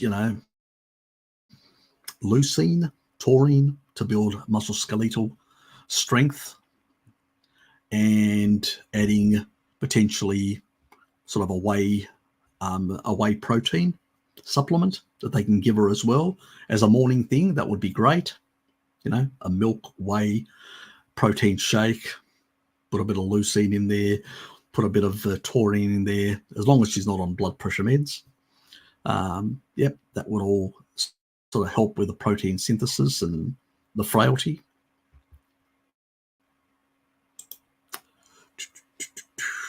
When I started Carnivore, I would crave cold water after a meal. Why would that be? not sure why you would crave. You're getting a thermic effect in the stomach because of the meat, and in the past you weren't getting that because you're eating more plants, and maybe you felt like it as a psychological thing. I can't think of anything else why you would actually get a craving, because you do get a thermic effect from, when you actually, so maybe that was something not normal to you, because a lot of us are not ancestral, The more we eat meat, the more warmer we get. The less clothing we wear. The same thing with taurine actually increases brown adipose tissue, and so does meat. The different compounds in that enhance brown adipose tissue, and the beiging in a low carbohydrate state of your fat cells. So you actually get warmer, and so you may feel warmer than normal. And so you feel like, because that's not the normal state that you've been used to. But that's really what normal is. This is why people could be in cold climates and could tolerate it very well. And in warm climates, when you've got an internal warmth, what happens is that will dissipate out to the periphery. The sweating effect. I mean, even people in the desert environments, they will basically have something like that, because that warming effect then forces the body to cool itself down automatically. But if you're in a temperate climate, there is not that feedback mechanism doesn't exist. The slightly increase above the normal level. So when you warm, you have that thermic effect. In a temperate environment, you don't get that signaling. You just feel warmer, which is an advantage. But if you're in a tropical environment, and I've seen that difference because I do travel in the tropics, and I notice the complete difference. I can tolerate it; it doesn't affect me, or whatever. I could feel cooler. The complete opposite. And I think what is happening there is I'm getting above the temperature that the body accepts as safe, and the body is automatically cooling me out by moving the heat to the periphery. And I actually do notice when I'm in the tropics, my periphery is actually much warmer. So, yes. Anyway, yes, the thermoregulation of the body. Interesting stuff. But I can't say I'm an expert in it. Oops. Stephen Kirch talked about animal fiber being better than plant fiber. Never heard of the term before. Animal fiber? Well, the only thing that I can think of is connective tissue. Stuff like that. But I haven't heard of the term either. Let's Google it.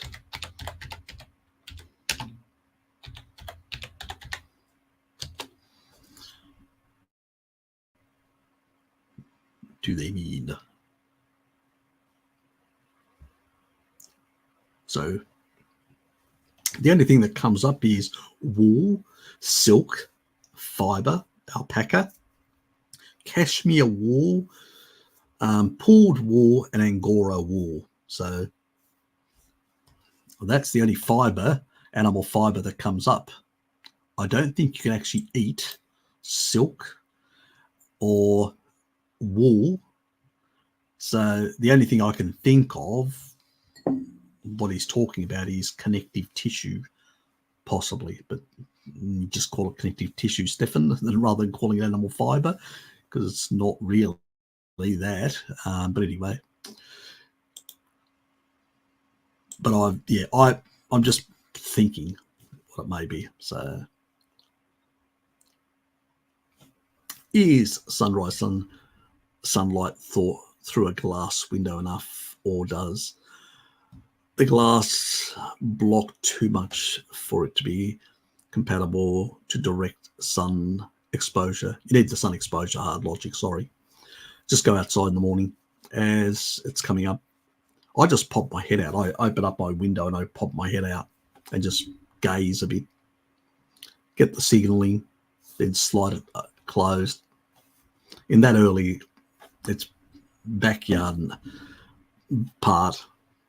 If I go out the other way, my next door neighbour, she can actually see me.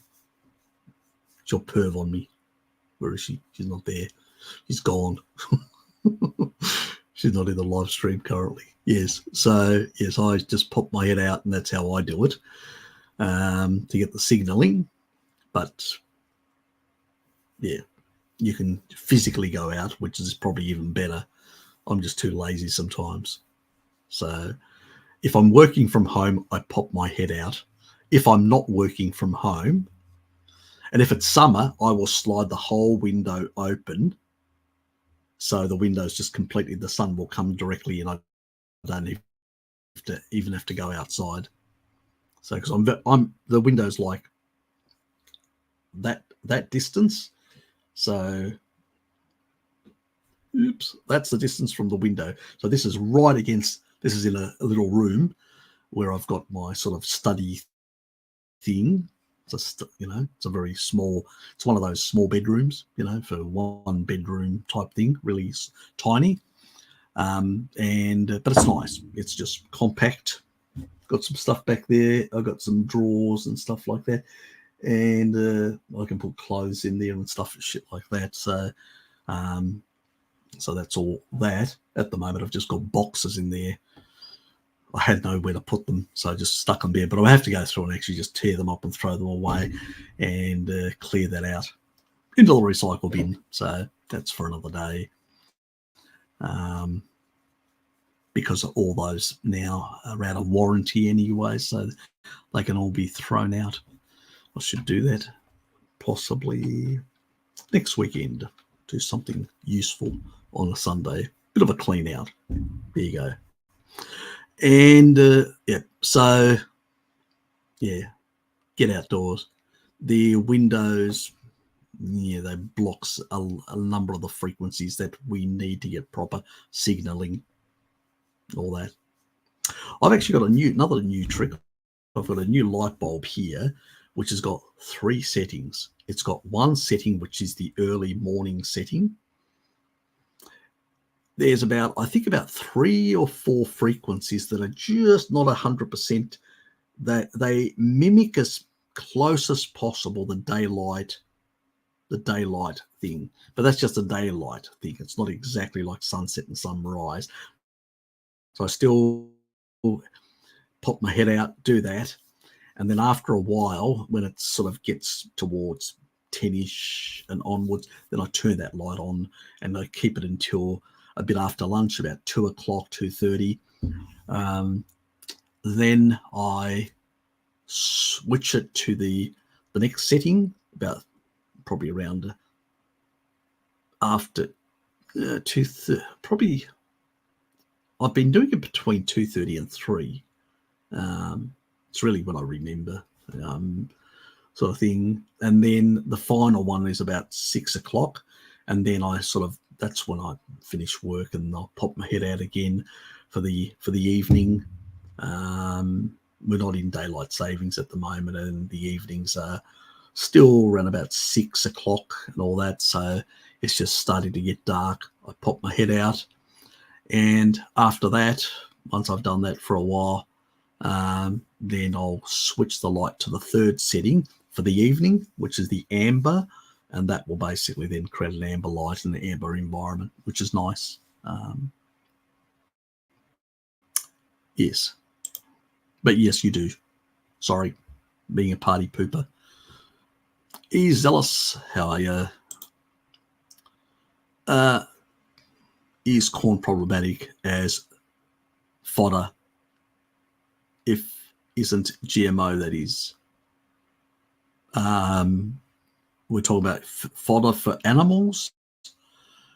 Probably not an issue if it's organic, non-GMO. Probably not an issue whatsoever. As I've said to people, even grain-fed animals, if you've got animals and you're grain feeding them to finish them off, sort of thing, even the deuterium levels will go from the 115, 16. Well, it's really probably from the bacon, which is 113, all the way up to about 118 ppm. They just get shifted an additional like 10 ppm from the actual grains. So if it is eating grain, it gets into the 20 sort of level. So that's what happens. It's usually about 122 to 126, 27, sometimes 28 in some rare cases. So that's a sort of band. It's still within, even olive oil was 130, still way within the 100 to 130 ppm sort of area. So it's fine in that regard.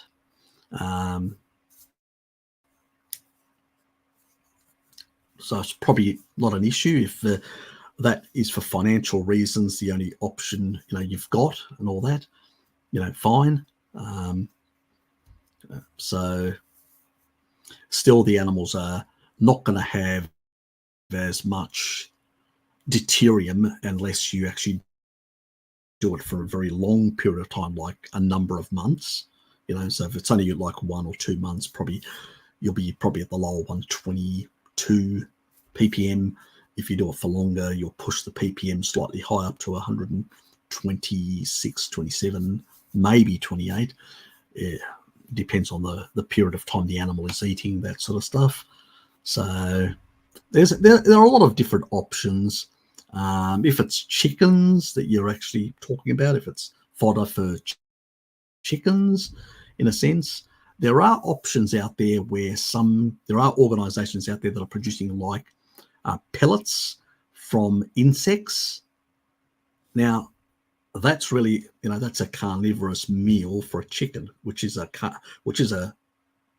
pretty much a dinosaur, or the descendant of dinosaurs, the birds, that is.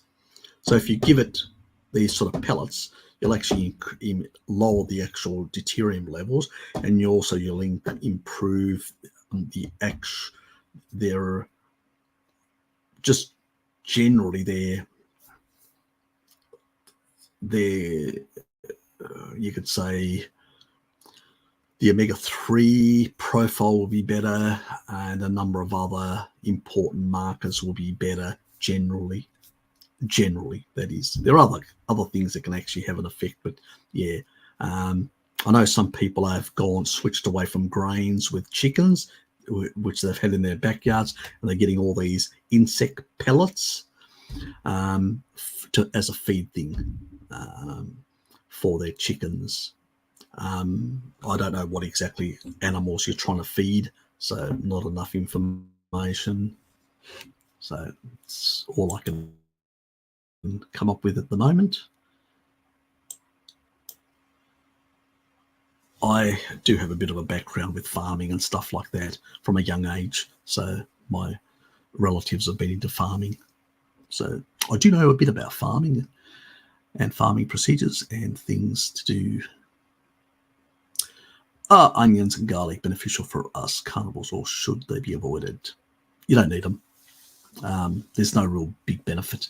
I mean, the sulfurs in the onions and garlics that can be beneficial. There are a few compounds that have got like a hormetic effect, and there are some that have got some therapeutic effect, which can improve things like when you're dealing with colds and stuff like that, especially with garlic. But and certain pathogenic bacteria, they can garlic a bit more than onions, can have a bit of benefit in that regard. So I view basically plants as medicine rather than food.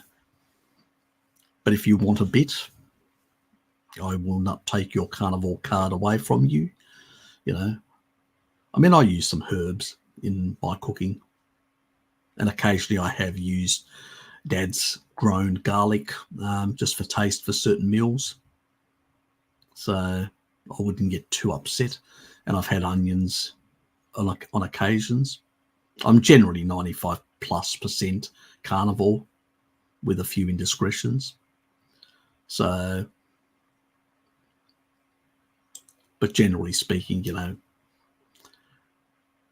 humans generally, if you go in the glacial periods, they had very little access to any plants. It just wasn't possible. They did, you know, you've got ice all the way down to the tropics. So you're just going after animals. That's it. In the interglacial periods, in all three interglacial periods of the Homo sapiens, both the original, the Cro-Magnon man type that existed in Europe, or the early Homo sapiens, which had 10% bigger brains. Then as we move to more modern Homo sapiens, or humans as they're called, which is Homo sapiens sapiens, they tend to have a reduction in brain by 10%. That was pre-agriculture. That has to do with as we're moving into the interglacial period, leaner animals, less animal nutrition, more competition amongst tribal people, reduction in brain mass, since brains and guts are expensive tissue. Something got to give, and what gave? The gut wasn't going to evolve anymore. So the only other thing that could actually give was the brain mass, which reduced by 10% over that period of time. So people started consuming, even though they were super carnivores. They weren't hyper carnivores like in the glacial period, but where they were eating everything animal based. Now they're actually having seasonal plants here and there. So they're super carnivore. They're still, the majority of their food is carnivorous. So you can technically still do, as long as you can tolerate certain plants, fine, you know, whatever works for you. I provide information for a lot of people. I've got people doing vegetarian, carnivore stuff. That reminds me, somebody did leave me a comment and I forgot to get around them because it was late at night. Now that I've remembered, I'll have to go back and search who it was and actually give them a few tips.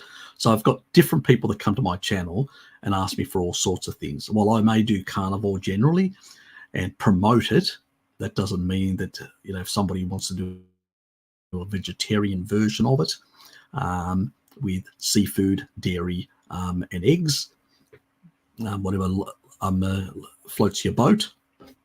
Some people want to include a few plants in there that are less problematic, so to speak. We don't want oxalates, definitely, you know. Coloured spinach, that's just poison, keep that away. Things like the cruciferous, nah, you don't want that shit. So those sort of things that are problematic, you know, in terms of affecting hormones negatively and stuff like that, we want to take all that stuff out.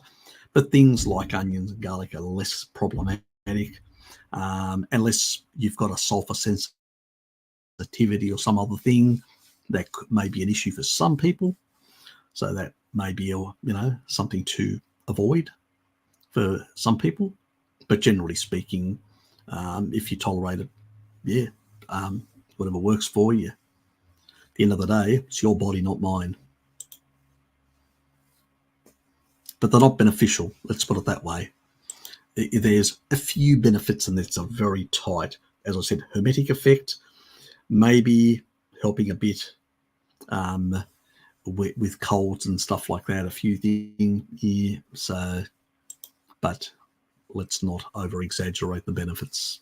At the end of the day, you've got to maintain good musculoskeletal health, and if the organs are getting enough good nutrition, things tend to work well and you tend to be robust, like our tribal ancestors. You don't see any Maasai sucking down garlic and onions. They still live into their centenarian age, a number of them, and still breed in their 70s. Very good for them.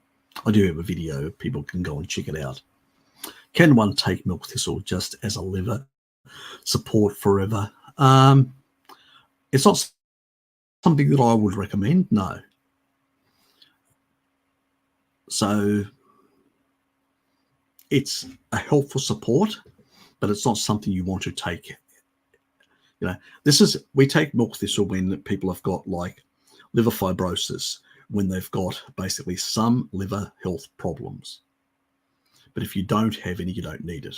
And you shouldn't be taking compounds because they do have a number of other pharmacokinetic effects. So, which it's a bit like R-alpha lipoic acid. R-alpha lipoic acid, if you give it in high doses, it can be problematic in the liver. But if you've got liver cirrhosis, it can actually be very helpful in repairing it and preventing you from having liver failure. So again, depending on the circumstances. But I don't recommend R-alpha lipoic acid as a supplement on a continuous. It's, I've got a liver problem, fine, let's do that. Let's throw milk thistle, let's throw some of this other stuff. Things that are normally in the diet, like choline and taurine and other, you get it from the animal food. Supplementing a bit like that to help some of these pathways and doing it for a bit longer can be useful. I've got a bit of an issue with choline genetics, which means that I should be eating more choline-rich foods, which sometimes I don't. And when I'm not having enough eggs and choline-rich foods, not getting enough, sufficient, more than, where other people probably need about 500, around about the 500 milligram things, I need well over a gram or more because of my genetics, because my ancestors were eating very choline-rich foods, but I'm not on a regular basis. So that's why I take it. And you may take it as for biohack purposes, but most people don't need to supplement. Most people don't even need to supplement taurine, but if they're basically dealing with, a number of health issues and also wanting to improve their mitochondria health, as biohack, wanting to improve their brain production of new stem cells and doing a whole lot of other things because they've done a lot of inappropriate things throughout their life and caused a lot of problems and issues, then it could be useful to do that as a biohack. But milk thistle isn't one of those things. So I would say no, personally. Harry, about the link, over drinking, reducing ADHD, pituitary gland growing, not producing enough hormones. What can I do to improve my low ADHD besides being carny, taking taurine, still thirsty? Well, drop me a line, drop me an email, and just tell me everything that you're eating, everything that you're supplementing, and give me a bit of a history. Now, even you may have to provide me, with quite a detailed history and all that, because this isn't something that I can diagnose from a question. It's just not possible. So I need to get a bit of a history, what your past diet was, any issues, health issues, maybe genetic susceptibilities in your family, things like that I need to know to be able to work out exactly what's happening, why you're having these sort of derangements and all that. And what scans have you had? Have you had a brain scan? And all your symptoms, because symptoms may tell me, okay, is there a benign tumor growing? I'm not saying that you have, but I'm saying that there could be a lot of different things, potentially. I'm not saying that it is the case, but I'm saying that there is something that's causing some derangement. It could be a number of things or just one thing. So I need a bit of a background and all that. It's not possible to do a diagnosis because this is actually a diagnosis. This is not just talking about, are onions healthy or garlic healthy or milk thistle a good idea or whatever. This is basically, an actual diagnosis. Can't be done on a live stream, sorry.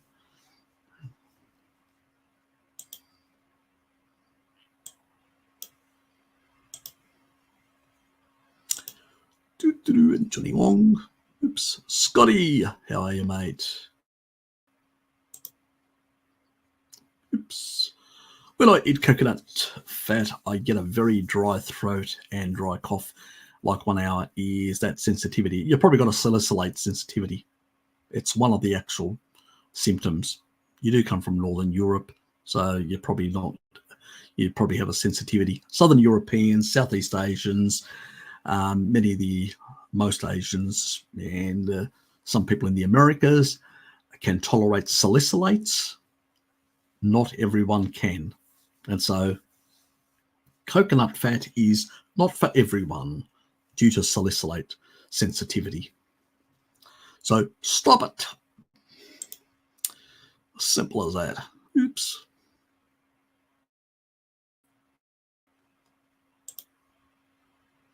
Cecile, how are you? France is banning the manufacture, or is it labelling of French-made fake meats? Okay. Italians some months back went to great lengths on that rubbish. Okay.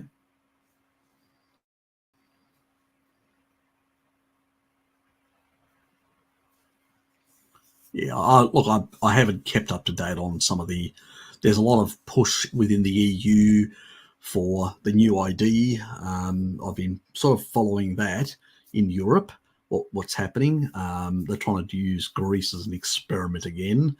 Why does everything have to be done in Greece? Anyway, so they're trying to bring in the new chip, the new card. You know what I mean? So there's a bit of pushback there at the moment. We'll see how that plays out.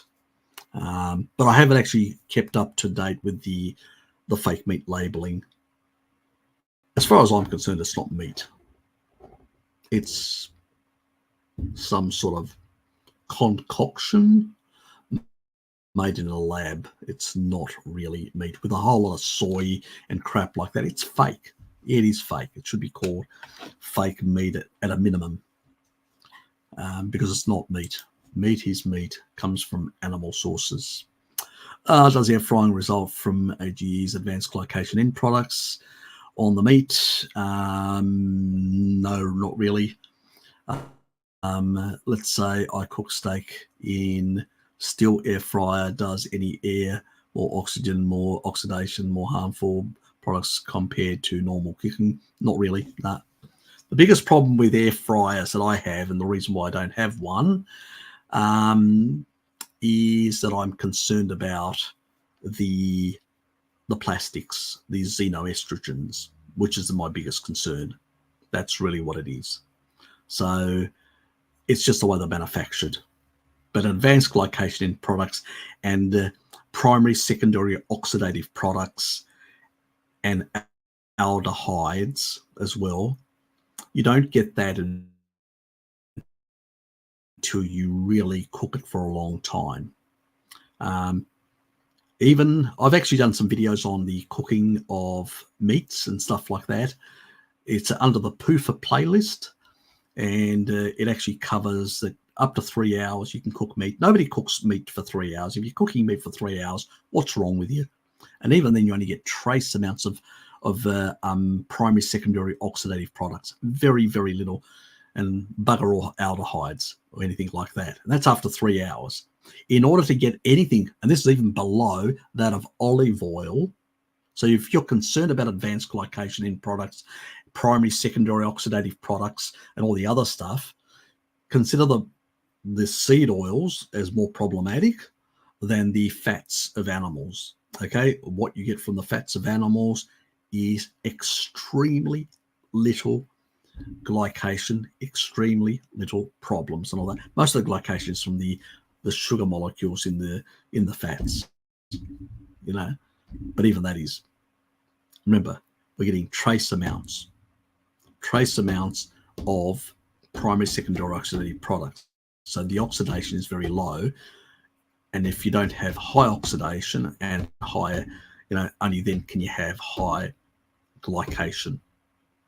So no, in order to get that, you have to cook the meat. The experiment was done for 32 hours. And even then, the aldehydes and the primary, secondary oxidative products that can do this sort of damage, cause this advanced glycation in products, again, was actually below that of olive oil. So, and any other plant oil. And nobody's going to cook anything to a charring level. So the thing would be no, completely. It's nonsense. It's all people's opinions. Experiments do not bear that out at all. So it's all methyl dioxyl, which is actually produced in the body as part of just general metabolism of anything, glucose, protein and fat. But certain things actually have it in them in large quantities, which is things like honey in particular. That person who's actually surfing down in Costa Rica knows what I'm saying. So that's the person I intend to point out. So, yeah, not an issue. My issue is with the xenoestrogens. That means the gassing of compounds from the plastics inside the actual thing. Now, you can get air fryers. They're more like little ovens, and they're all stainless steel. You just have to check the outer perimeter of the actual the sealant, that it's what it's made of, and that the actual grooves actually slot into like little metal slots. So that's sitting on the outside, and it's not heating inside the actual oven, the sealants that is, which then potentially can gas things out. That's the only things that I've got concerned about. The rest, I don't really, is a non-issue at all. As I said, it has to do with the length of cooking and how you cook and stuff like that, not really this sort of stuff. Most of this sort of stuff in air fryers is only for a very short amount of time anyway. And most of us like to have some softness in our meat, and I undercook, so because otherwise it becomes dry inside. You lose all the fluids. So not a good thing. It's like eating cardboard. What are the cons of giving vaccines to children? Should kids just get natural exposure from viruses? It depends. Look, it's not something that most of the communicable diseases, like the major communicable diseases, I mean, I had, and many other people in the past had vaccines with no problems whatsoever. Those are traditional vaccines. Remember, a vaccine is either an attenuated virus, that means which is partially live, or it is basically a virus which has been made inactive. It's not.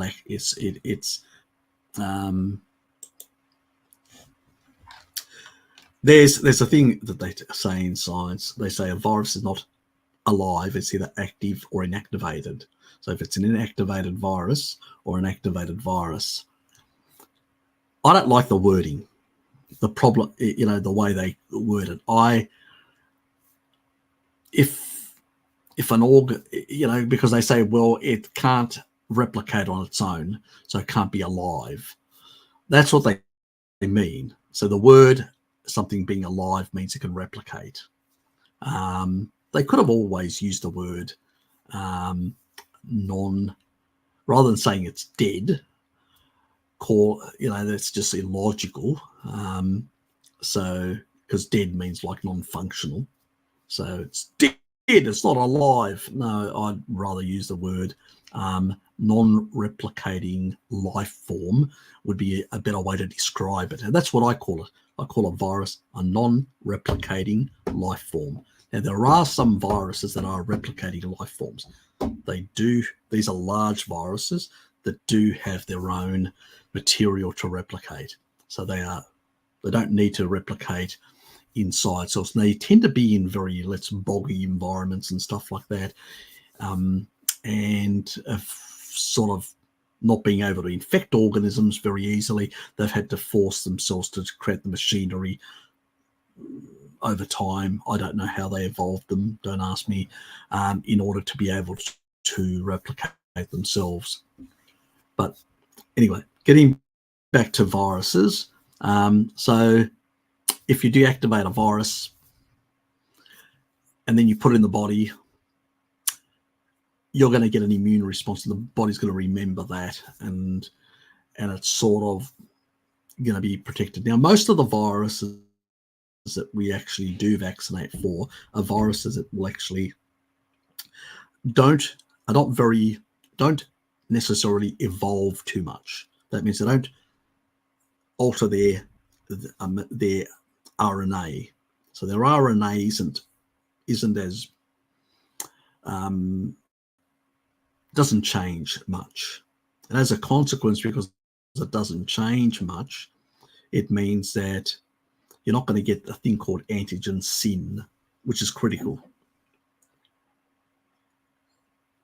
The problem with respiratory vaccines, so I wouldn't do a flu vax. Definitely not even a standard COVID one, which has to do with, let's say, with a protein based one like Novavax.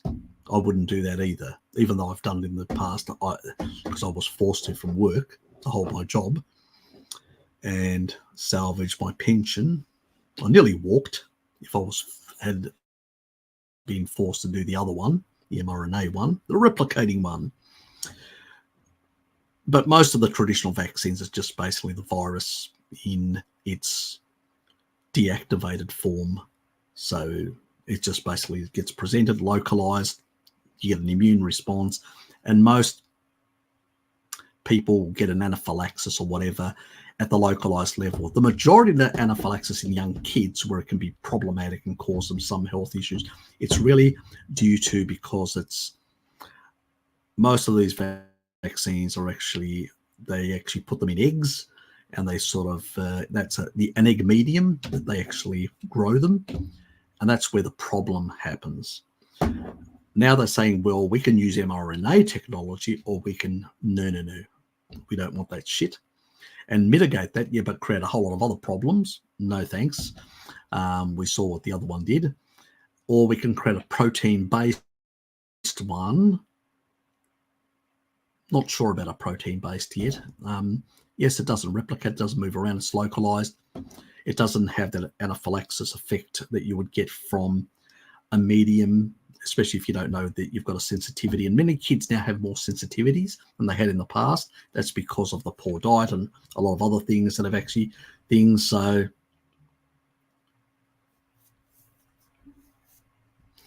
so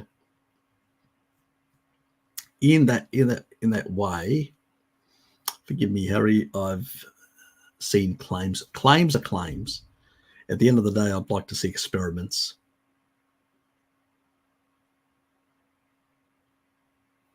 Yeah, you have to look at experiments. I've looked at actual experiments when it comes to the amount of AGEs, primary, secondary oxidative products, aldehydes, and stuff like that.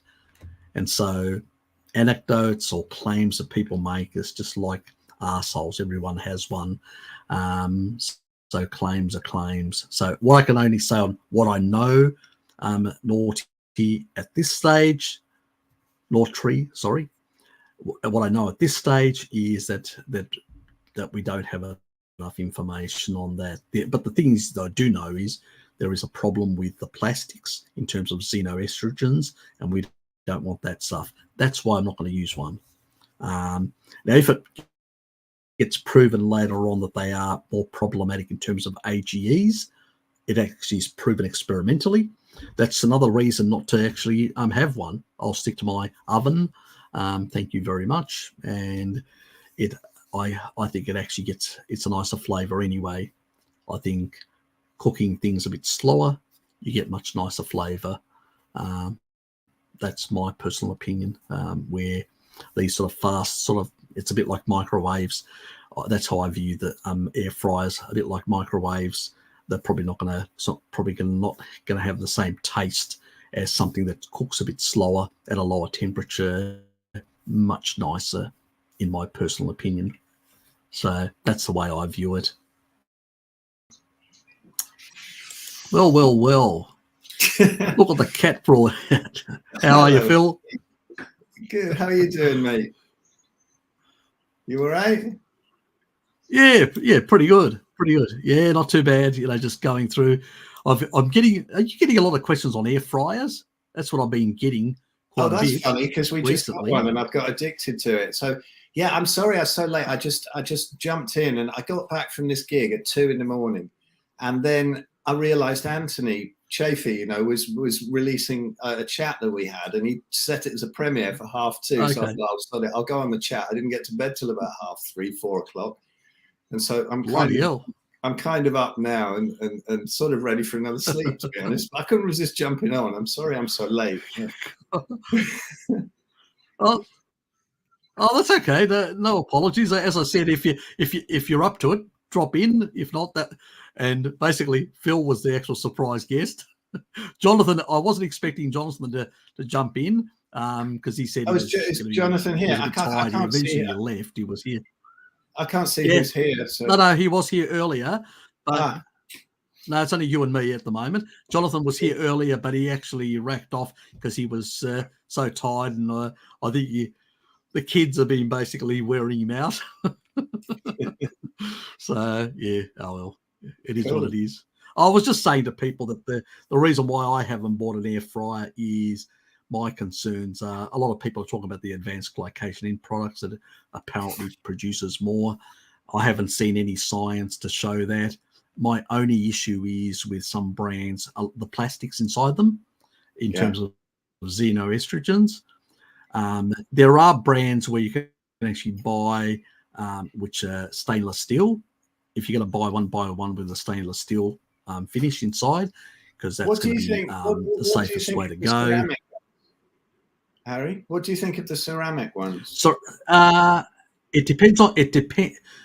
A lot of the ceramics are fine, not a problem, but it really depends on the way they've been manufactured. So if they basically become brittle over time, depending on what's inside them, that could be a problem. Yeah. So I've got a question mark on them. I'm not saying, as I said, I'm not. I've looked into them a bit, but I wouldn't classify myself as an engineer of the type that actually works in this field particular, like types of, you could say, kitchenware and stuff like that. Somebody that works in that field would probably know much better all the different compounds and materials that they use in the manufacturing of these, home appliances. So I can't classify myself as a specialist in that. All I do know is things like xenoestrogens can be a problem with plastics, ceramics, stainless steel. I don't see a problem with that. I always just talk about the sealants. With those, there could be an issue if the sealants are on the inside, not on the outside. If they're on the outside, fine. If they're on the inside, then they could be heated and there could be gassing that could be happening. And I don't know what's inside them. See, I can't say, it's going to cause this, may cause nothing. The sort of materials inside that may get gassed may be benign, maybe things that are similar like that are in the atmosphere, but they may not be. So depending on what the compound is. We got one, and the missus bought one. But you've got a ceramic. Yeah. Well, first of all, she bought one with the crappy coating, and so I said, no, I had to look into them. I said, what'd you buy that for? We got an oven. We don't need that. And then we swapped it in when I noticed that it was one of the dodgy ones. We swapped it in for one of the ceramic ones that apparently is okay. And and it's I have to say I've got addicted to it. There's something, the kids here, they eat a lot of beef burgers and lamb burgers with lamb mince, and it's so nice. And I love it because you can put it in. I'm not worried about. I think we burned meat for millennia, and I don't think it's a problem. And if it is indeed a carcinogen, it's the only one that we take in. It's not going to do us any harm.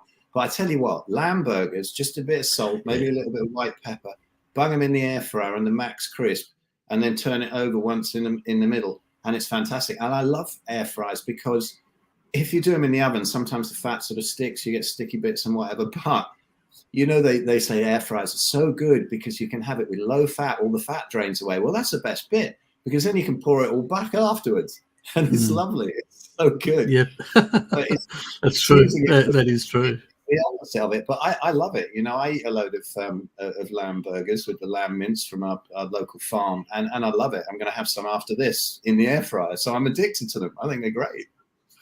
Yeah. Okay. Is it the speed that it takes, the less time to basically cook them up? Well, it's the speed. How long does it take generally? It's well, you know, you can do a burger, particularly on the real high heat. You can do it in sort of 4 minutes aside. You know, just squash it in with your hands, throw it in there, and you've got this real thick burger, which is nice and crispy on the outside, but it's not dried out on the inside, so it's lovely. You know, which you can't really do in an oven. It doesn't really kind of go that hot. It doesn't work. So I love it. No, you can't. I tend to have to do it like in an oven for a certain amount of time, just to cook it through, but not cook it too much. And I'll do it in an oven like 10 minutes, and then I'll take it out of the oven, and then I'll put it in a pan. Yeah. And so to get the actual that sort of hard coating on the outside, so to speak, to get the browning effect, the Maillard effect. Yeah. So that's the way I do it. But that is a bit more chore, a bit more piss farting around. So I may have to look into the damn things. I've been putting it off and sort of going, But my son who's 8, who eats tons of burgers, and he's been. We'd learned about it by then, so he was pretty much breast milk and meat, with the odd chocolate binge. But he's never had vegetables. He's never had anything like that. And even a little bit of fruit used to trigger his eczema, which is cleared up completely now. But I think that was to do with not being seeded correctly with the bacteria on the way out, because he was cesarean, which we got conned into. I didn't understand about that back then. But he always says, can I have a burger? I could put it in the air fryer. I want air fried this. I want air fried. He loves them. So I don't know. Okay. It's been good. Yeah. Sounds pretty good. Yeah, I may have to invest in one, just because I like burgers as well. I do my own burgers and stuff like that. And it does take a bit of time to basically. I also use pork rinds that I get. So there are ones that are cooked in actual lard itself. So I get unflavored ones, nothing in it, just plain ones that I could use for, especially if I want to do it like something like a chicken schnitzel, my own. So egg, put the chicken in, put the pork, roll it in the pork rind and all that, and then cook it up really nice. So an air fryer may be a faster way of actually doing a whole lot of. And unfortunately, I can't take much of that because having sort of psoriatic arthritis in my past, and I really can't deviate from beef and lamb. It's a huge difference for me. I can do it now and again, but that's what the interview with Anthony was about, because I got in real trouble. Even after 8 years carnivore, I got in real trouble last winter and got this huge flare because I was traveling with the band again. I mean, it was really bad. It was agonizing. I couldn't walk. Lost 45 pounds. It was really severe. CRP of 192 at one point. It was really bad. But it's before in 2010 it took me about 3 years. It took me about 3 years to get out of it, and this time it took me about 3 months because I knew what to do. But it was severe, and it sort of taught me a load of lessons. And this is I can't take pork, chicken, eggs, or dairy really, not long term. Once in a blue moon. I mean, even the really good pork. Because we were, back in 2019, my missus was, diagnosed with Graves' disease. And we were chatting to Zofia about it, Zofia Clements from Paleo Medicine. And she said, pork's great, it's lovely and it's really fatty and it's beautiful. And I said to her, well, are you sure in England, the crap pork that we get, you've got those Mangalitsa pigs out there and they're eating what they're supposed to eat. And so the pork is fine. And she said, yeah, perhaps not in England. But then we saw her again. Ben Hunt and I were at some, Sheffield quinoa conference, as we call it, because they served the most ridiculously crappy food at lunch that nobody ate. And Sean Baker was there and Zofia was there. And we were chatting to Zofia. For a carnival event. I know. Well, it was ridiculous. Well, it was more of a keto event, but it wasn't even food that I'd have eaten when I was veggie. It was disgusting. And so Zofia came back from our hotel with a load of these bison sausages chopped up from Eskimo Kitchen in Hungary, and they were so delicious. and they've given them the PKD guidelines, so it's all sort of properly PKD, really fatty. Thought that's fantastic. So I ordered about 120 quid's worth of it, various things, sausages and whatever, and some of the pate that is pork crackling pate. It's so good.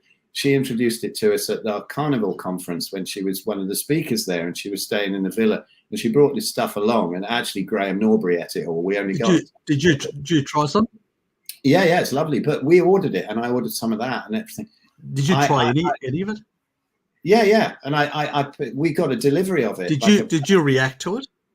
Well, about a month ago, we got this delivery of it. What I was interested in, I really pigged out. I pigged out badly one day, and it just gave me the runs a bit because I ate so much fat because it's so fatty.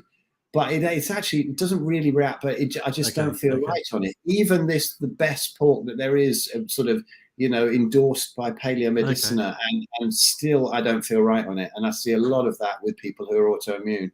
I think it's fine if you're not, but that fat can be pretty high in omega-6s when they fed them loads of grains and soy, and also like there's a deuterium issue, I guess, in the fat as well. But it's not ideal. It's not a horrendous amount, because pigs do have the ability. Pigs actually have lower deuterium than other animals when they eat grains and stuff like that. And the reason is because they do have the ability to deuterium deplete much better than other animals, being monogastric in the way they are designed. Plus, they can also get some deuterium depletion from the sun if they're outdoors, which other animals don't get the same sort of effect. And on a sort of a side note, I did a video ages ago about the profile. I showed foraging and non-foraging, and sometimes the fatty acid profiles and many other things were slightly different, even though in some cases the non-foraging were better than the foraging. So it depends on what the animal is eating as well. There's a lot of variability on that. I've got a video on one of my playlists on it. It's a PUFA playlist that I cover all that. It's a period that a lot of people were talking negatively about animal PUFA, and I said, no, in the matrix, first of all, we don't need a lot in an animal food, because it's even in a pork, it's a small percentage anyway, comparison to plants. But even then, in the food matrix, it doesn't cause any of these problems. You have to cook it like 32 hours before you get any substantial primary, secondary oxidative byproducts or aldehydes. So and even then it's lower than even olive oil. So it's completely doesn't even register on that level. So it's nonsense. Down here in Tasmania, I get foraged piggy. Yeah, Harry, have you seen? There's also another thing about pork, which I discovered ages ago. The first thing I ever discovered about pork, and it's on you remember the Zero Carb Zen website? If you put in Zero Carb Zen and pork, do. Yeah, and there's an article on pork there that says that pork can also sort of like thicken up the blood or something very quickly after eating it, and some people have trouble with it. It was a whole different angle on it that I have no idea is true or whatever, but a lot of people do seem to react to it. That's more that some people do have a reactivity to it, and that seems to cause this issue. But there's no experimental. There's no. I actually went looking for the science, because I did come across it as well, and I went looking for the science. I could never find any of the damn science, and so I'm not convinced whether it's something like an anaphylaxis for certain people. Possibly, I'm not saying that it's not true, but I haven't found anything credible at this point. And when I look around populations, I look at my father used to lard in the village, and these are people who are pastoral. My father's background, it was basically goats. They had a lot of goats and some sheep, but primarily goats. And their primary food was goat meat, goat dairy, and pig, different types of the cuts of the pig, plus lard, which they used to lard because that was the primary fat for most Europeans back then, and most people in the world, in the non-Muslim world. And so where in the Muslim world, it's different types, it may be camel fat and camel meat in the Arab world, or different parts, different types. But generally speaking, Europe, most of that, you go to Cincinnati, it used to be called porkopolis, which was the center of pork production in the US, providing the animal fats for the entire supply for human fat requirements for cooking and many other things. And, as I go look at that history through in some of the old literature, I don't find the things that I find today, people claiming pork, even wild pork like boar, has been in the diet of hominins throughout the whole of history. Even chimps consume little piglets. They chase them, they hunt them. So it is very much an ancient food.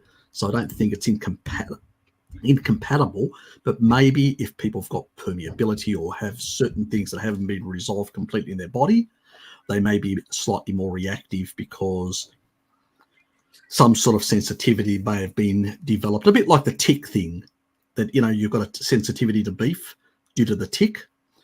There may be due to some sensitivity that's actually been created because of gut permeability and because of certain genetics. People become sort of susceptible to certain compounds found in certain foods. And it varies. I've seen a lot of people have different sort of... Yeah, I think you're absolutely right. I think people are just so trashed these days on all levels, from everything that, the controllers hit us with, and the EMFs and the artificial light and everything. Pretty people much. Are just, weedy specimens now. So pork is a perfectly good food for a healthy human being. But there we go. We're trashed, aren't we? Precisely. Yeah. Yeah. We've got a lot of problems, a lot of deuterium damage, a lot of mitochondrial dysfunction, less energy to be able to heal ourselves, which makes it even hard to sort of recover from those sort of things. Younger people, like one of the guys that actually comes on my channel in the morning live stream from Brazil, Luke Gear. Luke Gear also does with NecroKitty. They both run Bart K's Discord server, so they do that for him, and so Luke actually had Hashimoto's thyroiditis, and as I said to him, I said, look, first of all, you've got to clean up your diet and go to a carnivore diet. He couldn't do dairy, he couldn't do any of this sort of stuff as well. Once he basically healed himself by getting out in the sun and getting his vitamin D levels really high to the top, this is by just sunbaking continuously for many hours, he got his vitamin D levels all the way to the top of the normal range. So the amount of cholesterol, vitamin D sulfate levels, which is a water-soluble form, levels had gone really high. So, and that's really good to get into all the tissues around, and it seemed, and in the brain as well. In particular, I like cholesterol sulfate levels to be higher when people have these issues. And what happened was, with the carnivore diet, doing taurine as well, he was able to re-regulate, because the critical one was also with taurine with his gut. Vitamin D actually helps with the tight junctions, and so does taurine, and also regulating inflammasome and AMP in the gut. So that's a critical thing. To reset the gut microbiome is really important. It actually brings down, it down regulates, it suppresses things like histamines. So it actually turns off the sort of interleukins that actually tend to increase the amount of mast cell activation. And on the other way, it also reduces spermidine. I've done a video on it in my gut microbiome sort of series, and it sort of explains how this works. He did all this sort of stuff. Jack Cruz would be proud of you there. Jack Cruz would be proud, because he just says, it's only the sun. It's only the sun that does anything. It's funny, people have these one particular thing they get into, like with Zofia, it's like, no, it's only the fatty meat. Jack Cruz, it's only the sun. He keeps saying to me, will you stop being a diet guru and start being a light guru? And I say, no, I talk about it all. I talk about it all. You end up talking about diet. Exactly. Look, I talk about it as well. Misconceptions. There's so many misconceptions about diet, aren't there? It takes more to get the levels of brainwashing off people than it does. Yeah, it's funny. Yeah. Obviously, it's a synergy of things. I've always said it's a synergy of things. It's light. I mean, you can see I'm wearing blue blocking glasses. It's light. Hygiene is important. I believe that as well, but I don't believe it's the most important thing. I think diet is the most important thing because there is both a nutritional side to it and a deuterium side to it, and those are important. But I use these other compounds in certain dosages for biohacking purposes and trying to flip things, turn things off, switch things off, change the way they actually work and operate. And basically, Lukey has now beefed up. He can do bodybuilding where before he was lifting weights, going to the gym, not building up at all muscles because he had a thyroid issue. Now he's jacked completely. That's completely gone, his issue, and he's really healthy and really strong. And the girls are noticing him. Let's put it that way. So his life has changed quite a bit, and he's very happy about all that. I usually say to people that use these things as biohacks, but I never say to people to take a sort of a religious. I view them as a hack and stuff like that. I mean, there is, when it comes to the mitochondria, taurine plays a big role in increasing the synthesis of melatonin inside the mitochondria, and let alone it plays a whole of antioxidant sort of regulating effects inside the actual mitochondria, but at the same time it also plays an important role in increasing the amount. That means the enzymes that are involved in the synthesis, but also the effects on the Krebs cycle, which are important to affect that increase in energy production in general.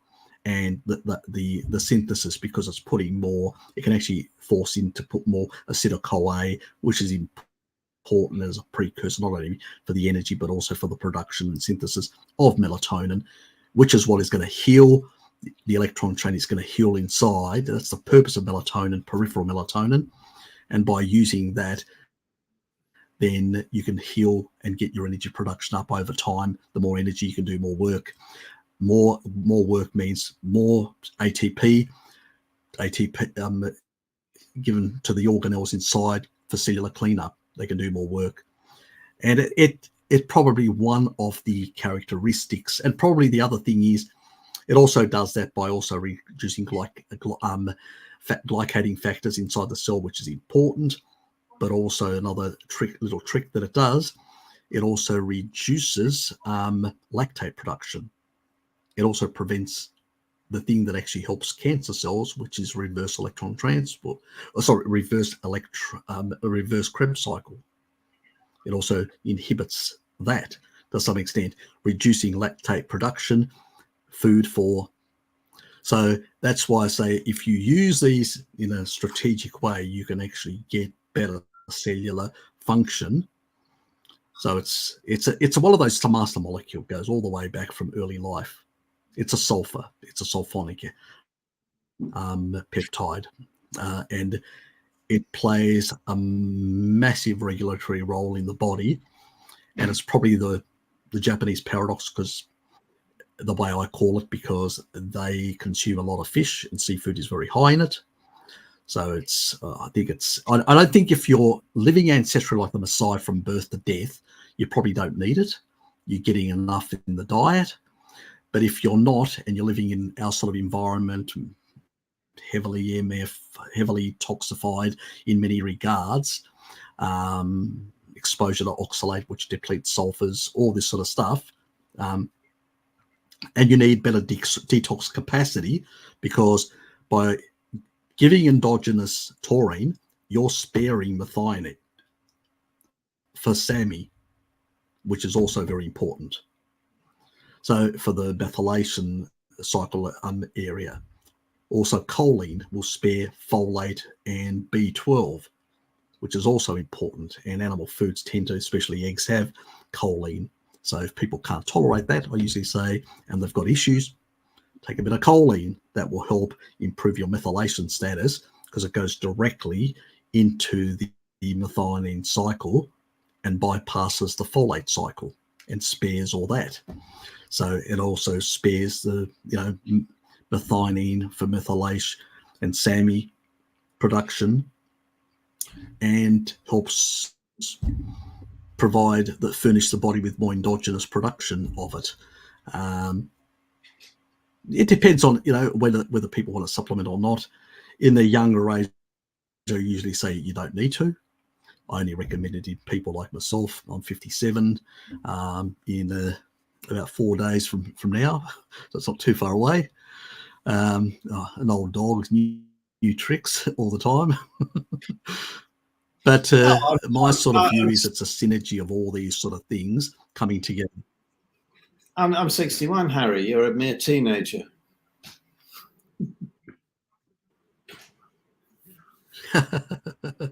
Yeah, you're pretty young as well. You look pretty good for 61. You're doing good. It's not too bad. Yeah. So you're a Virgo as well. So yeah, my daughter's birthday is tomorrow. So party today. So that's what we're going to do the rest of it. But she's 9/11. Yes. It's easy to remember her birthday because it's 9/11. Exactly. Oh, God. God. 9/11. Yes. Interesting. Yes, that day. Yes, another manufactured day. Yes, absolutely. I tell you, a couple of years back, the way I viewed the world is very different than the way I view it now. Yeah. So it's been an amazing time, hasn't it? I mean, I thought I was aware. Nathan, it has. I thought I was aware of a load of things, and yet in the past 3 years, I mean, I saw through this whole nonsense. The pretty much 5 minutes after they tried to pull it off, when they brought back these people from Wuhan, and they had 4 coaches bringing them back into Liverpool, which is quite close to where I live, and everybody was going mad on social media. Oh, look, it's the Horsemen. It's called the coach company is called Horsemen, and there's 4 of them. It's the 4 horsemen of the apocalypse, and we're all going to die because they brought these people back in. And then I remember thinking, for a moment, I thought, what the hell's going on? And I turned on the TV, and you could see these coaches coming in with these people supposed to have this deadly thing. And the drivers of the buses were just sitting there in normal clothes. And I thought, no, they'd be in hazmat suits if there was anything. This is bullshit. From the second that it started, Exactly. I thought, this is bullshit. Yeah. And it was funny because, so many things it's opened me up to. I mean, one of my favorite shows at the moment is Forbidden Knowledge News with Chris Matthew, and Ben's been on, and I've been on a couple of times, and he's coming on my podcast next month because I love the real deep dives that people go into everything, all the sort of UFOs, the aliens, the everything, all the dimensional stuff. And I have to say, there is nothing that I discount anymore. I go, that sounds a bit weird, but it's interesting. Who knows? I mean, who would have ever thought that a bunch of lunatics would be walking around being fooled into wearing muzzles on their faces like 5 years ago? We'd never have thought that would ever have happened. So what the hell? Maybe all the rest of it's happening too. I don't know. I love it though.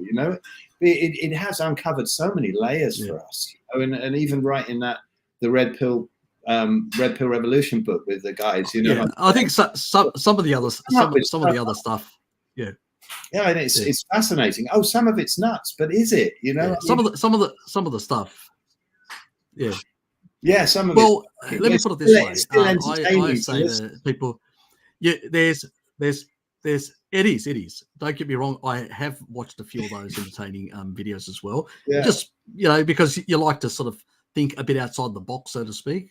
You don't want to just basically just go with every single narrative. It doesn't mean that everything that is said is necessarily a lie. The way psychops works is there's a lie embedded in truth in another lie in another truth. And so really trying to work out what is true and what isn't is the hard thing. I always take it I go back, I step back and think logically. And it's the same thing. I saw the same thing when I was watching that. I go, okay, if you're dealing with something that is really lethal, you're in a hazmat suit. Because I remember from the video, remember the outbreak? Remember the video outbreak? How they were in hazmat suits walking through the people? You do not go into an environment like that. I mean, even in, the level of quarantine in a lab for just normal viruses like when we're talking about the flu, the communicable ones, the general ones that we've known for a while, let alone for something that is claimed to be absolutely lethal as. And so it didn't make sense. And when people were talking about masking, and I go, well, that's not going to save anyone. That's not going to do anything. I mean, doctors only put those on so they don't get blood in their face or stuff like that in surgery. They don't use it for. I've never seen in the past any nurses or anyone, even with people that have basically got things like the common flu or cold, and they're in hospital, and nurses around used to be in the old days without any masks on or whatever. It was only in surgery to avoid having blood thrown into your face or in your mouth. So it, or saliva from the actual physician heading into the person and potentially causing an infection, post surgical infection. So it was more for those purposes, the gloves and all that, to protect the person who was being, having the surgical intervention. So just when I started seeing this, it just didn't make sense. And the recent experiment that was done in the Imperial College that showed quite clearly that until you start showing symptoms, you're not contagious. So even that's just blown out of the water. So completely, that's nullified that whole notion. It's even less of a problem even compared to the common cold and stuff like that, which can be still infectious a few days before, But so it just seems, and it may be the reason as I said, because I think that it's basically from the old coronavirus of the 60s that has been modified, in my personal opinion. I could be wrong. I could be conspiratorial, but evolution doesn't work that fast to modify it to the level that it has been modified. And I think that it was actually modified so it could actually access an ACE2 receptor site, where in the past it couldn't.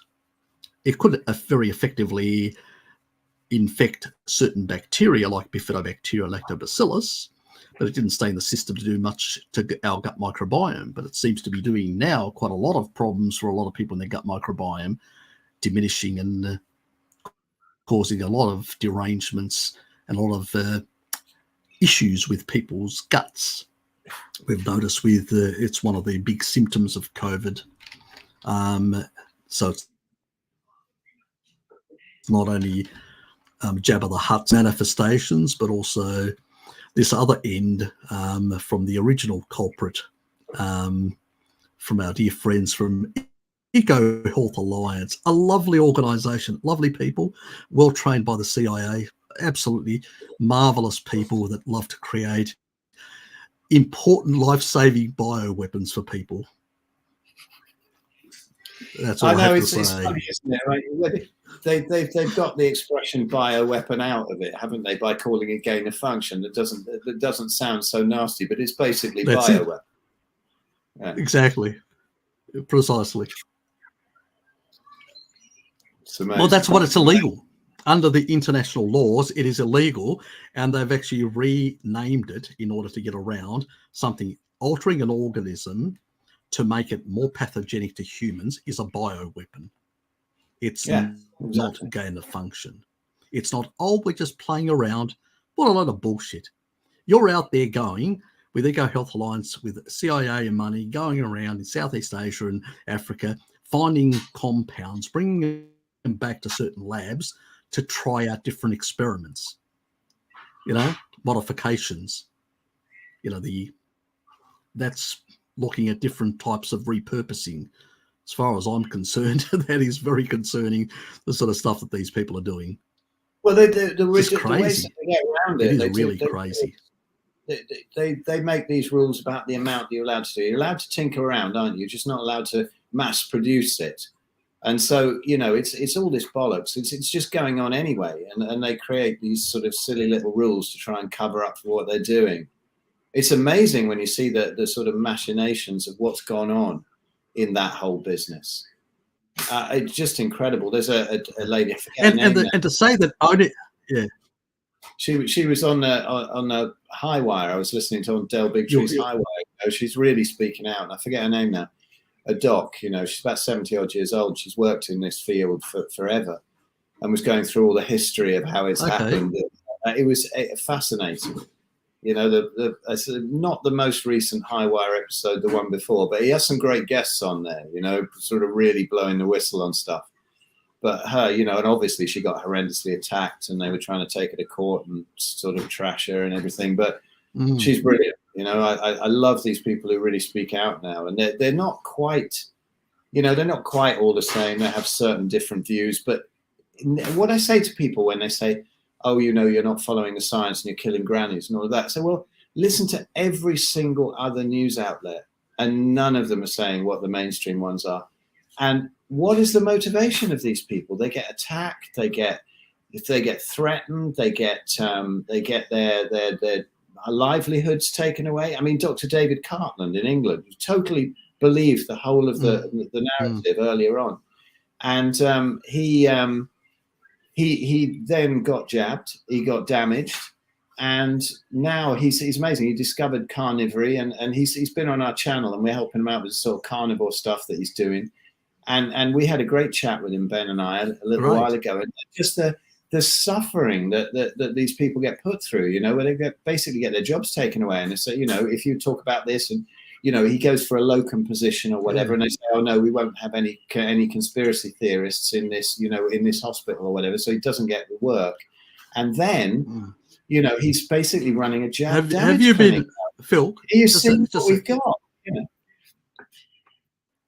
Just a quick one, Phil. Have you actually seen the excess death data that's coming out now?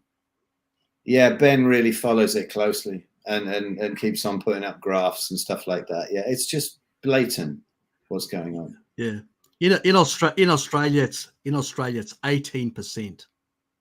Yeah, I heard 3 times more than many other developed countries. But here, I heard they've been on jabber friendly. They've been jabber friendly on steroids. Yeah. But I remember it's a little while ago on one of our chats on our Big Fat Challenge, Big Fat Tribe group, and one of the ladies was saying that in Scotland at the moment there's something like 50% problems with kids that are born, loads and loads of stillbirths, of course, but 50% of the kids that are now born in Scotland are either born dead or they're having serious issues from jabbed mothers. It's incredible.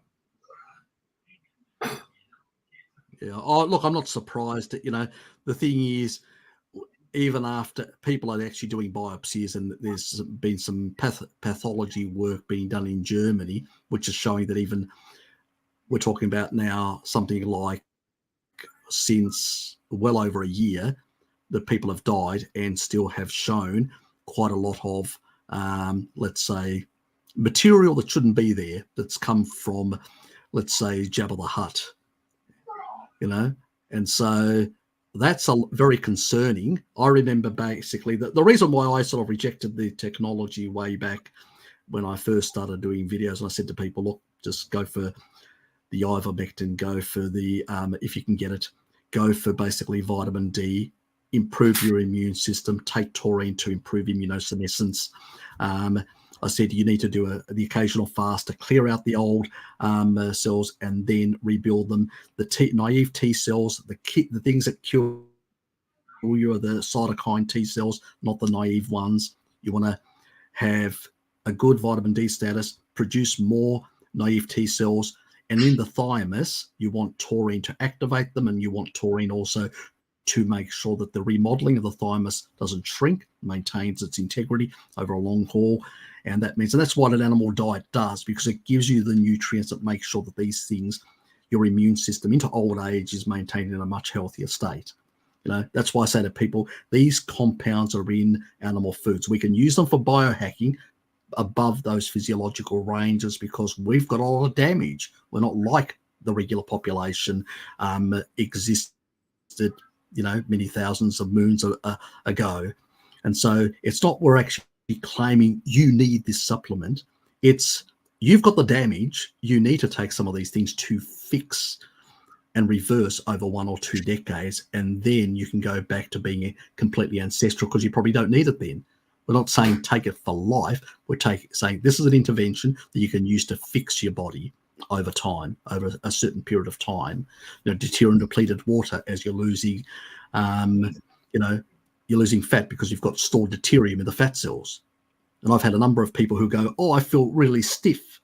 I've just lost a whole lot of weight and I really feel really stiff and I had brain fog and lethargic because I had similar experiences.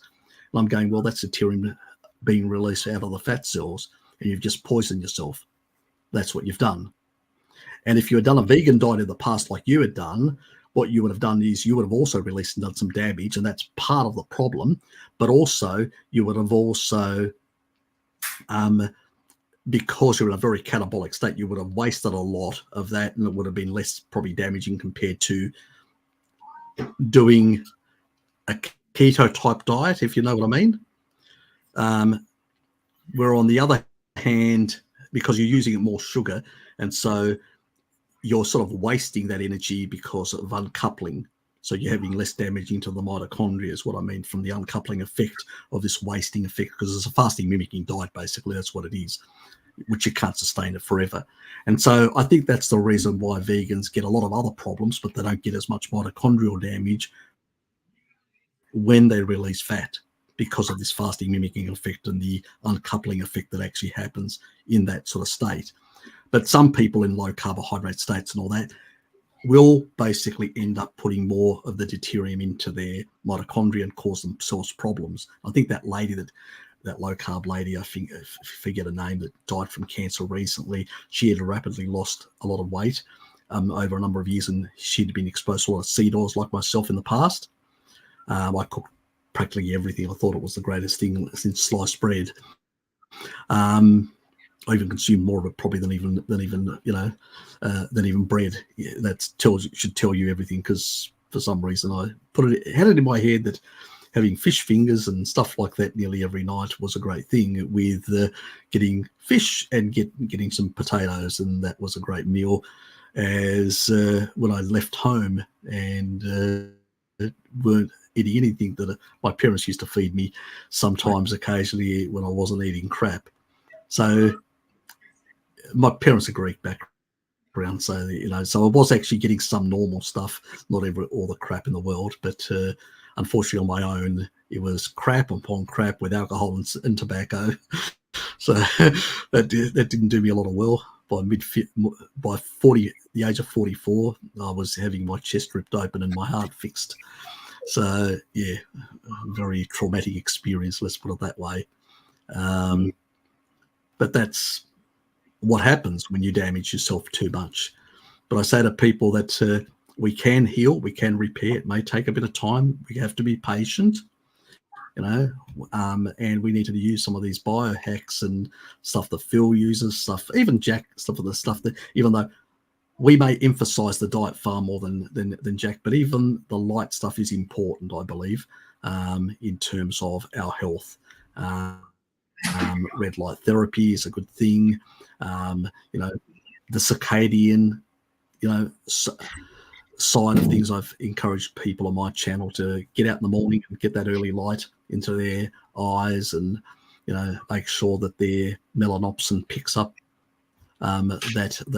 those frequencies and stuff like that. So, and a lot of people are getting better sleep, better, the way they actually, their life's improving. So it makes it worthwhile coming onto the YouTube sort of the social media, because you feel, well, I'm doing something, So yeah. I think you've probably had a similar experience as well. I think the light thing is really important. I think, if people aren't sleeping properly, then they're not going to be healing properly. And I've seen a load of benefits, in people who I've consulted with when I've got them onto the whole light thing. And I've in our house now, we've got iris on the computers. We've got like salt lamps with some little red bulbs in. We've got pretty much all that we've got in the living room at night is just little. We got two snakes, and we've got a corn snake and a boa constrictor, and they just put them on red, so there's little red LEDs really sort of dim. And even if the kids watch TV, we've got like an orange screen over the front of it, and it really definitely makes a difference. And the first thing I always do in the morning is to get outside. I mean, even this morning where I went to bed at about 4:30 and whatever, and then I got up for a piss at some point, and I thought even then I wandered out and got a bit of grounding, got a bit of light, and then went and crashed out for another hour, you know. And it's always, I always think of that whole cycle, you know. And people say, oh, it doesn't work, and it's all nonsense, and it's not proven. And you think, well, you know, just look at battery chickens. They just leave those strip lights on or whatever all the time, and it ruins their hormones, and they lay around the clock, and they don't live long, and they're sick. And you know, it's an area that I agree with the vegans in. We shouldn't be treating the animals like that. But light, absolutely, makes a huge difference. So yeah, I see. You know, in some people it's not their main issue, but if I see somebody, you know, who's got, say, breast cancer or something, and they're working night shifts, that's going to have a component on it, you know, in it, isn't it? Because it's a kind of hormonal thing. Yeah. You know, if on my YouTube channel, I've got this this video that's very much shadow banned of my mum's breast cancer reversing. You know, with a carnivore diet and an iodine protocol, and I'd drag her out into the sun, and she hadn't been in the sun since the 60s. You know, she was like 95 odd, and she hadn't been in the sun since the 60s. And I used to drag her out. Oh, I don't want to be in the sun. I got her some of that what's it called, Kaniki stuff, where she got a, you know, those awful little budgie smugglers that Jack likes being photographed in.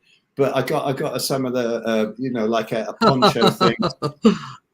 She could go out and she could get some sun, and then, you know, got her with some blue blockers and change the bulbs in her little flat and whatever, and it reversed, you know. And it's a lot of these things aren't really rocket science. I mean, I love listening to you because you can go into all the rocket science. You're much brighter than me, you know. And sometimes I say I know things work, and I listen to Harry, and he goes, "That's why it works, you clever bastard."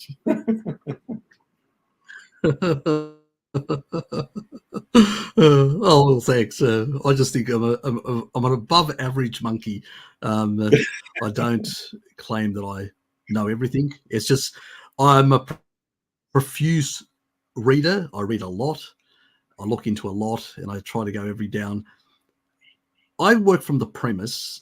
I don't know whether I think that most people don't, but I work from the premise. I have two foundations in the way I analyze things. My core foundation is the N15 data. As far as I'm concerned, that tells me what my species has been eating for millennia. When it comes to all the other stuff, you know, certain variabilities, changes in genetics since the last 10,000 years, and some of those things that could have certain ramifications in the way you need to adjust things for certain people. When I look at that sort of data, I'm a bit more critical. I push myself. I basically will play the devil's advocate against my assumptions. Can I prove myself wrong? I'll only accept something if I can't prove myself wrong. The moment I actually prove myself wrong on something, then it aggravates me even more, because I need to find out, what am I missing? And sometimes I say to people, look, I'm looking into something and all that. And people say, well, when are you going to make a video about it? And I say, well, I'm still looking into it. I haven't made up my mind on a number of things. Well, that's maybe I'm a proper science, isn't it? Perfectionist. It's proper science, isn't it? That's the way that science should work. You know, not shutting up everybody and threatening them who has an alternative point of view. That is not science at all. As soon as you hear somebody these days going, follow the science, you know that they're doing nothing of the sort. It's ridiculous. Yeah, precisely. Yeah. Nuts. It's it's propaganda. It's not even pseudoscience. It's just blatant propaganda, in my opinion. If you're not critical of your own work and looking at it in a critical manner to try and find out where you may have gone wrong, or where your assumptions of things may not be fully, you know, and you haven't fully understood some metabolic pathway or some process or some complex interaction between a number of different pathways, and you just pursue your initial assumption, I don't consider that a scientist. I consider that somebody who is driven more not by wanting to acquire knowledge, but I've got something and I just want to flag wave about it and make a big fuss about it and show off or whatever, or, try and promote something. I don't care about the consequences. It's sort of a very psychopathic sort of thing. I don't care about the consequences. It's like the pharmaceutical industry. We'll make drugs. Oh, it seems to do this. Who cares about the side effects? I just want the money and the kudos and all that. And I find that sort of approach to science as not merely wrong, criminal. I use the C word, criminal. Oh, absolutely. Because as far as I'm concerned, if you're somebody who's more interested in the accolades and the money and don't really care about the consequences, you're a criminal. You're not a pursuer of scientific knowledge. You're basically, how can I use something to benefit myself? Yeah, I don't even know. I can't see it any other way, and I think you agree in many. Totally, I don't know how these people are still walking around. I don't know how Fauci is walking around. I don't know how Deborah Birx. I mean, she even admitted to it all in a book, didn't she? That it was nonsense, and they know it. They must know it. It's exactly these people. I don't know. I mean, I always said at the beginning of this whole thing that it's not going to be people like us who figured it out who are going to be dragging Fauci out and beheading him in the street.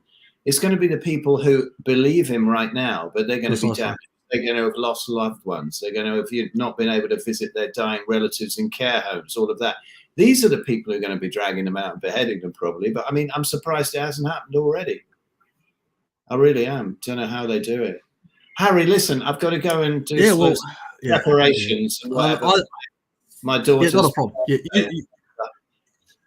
You do what you need to. That's right. You do what you need to do. Man. Happy birthday to her. And chat properly at last. Thanks, man. Definitely. Yeah. And you'll have to get me onto your channel at some stage. Definitely. Yeah. I want to get you onto my Red Pill Buddhas podcast and have a long chat. That'd be lovely. We will do that. Definitely. About some of the all right, Harry, geopolitics. I know a few people in, let's say, the military in Greece, and Anyway, take care, mate. Good to see you. See you. You too. See you soon. Bye-bye.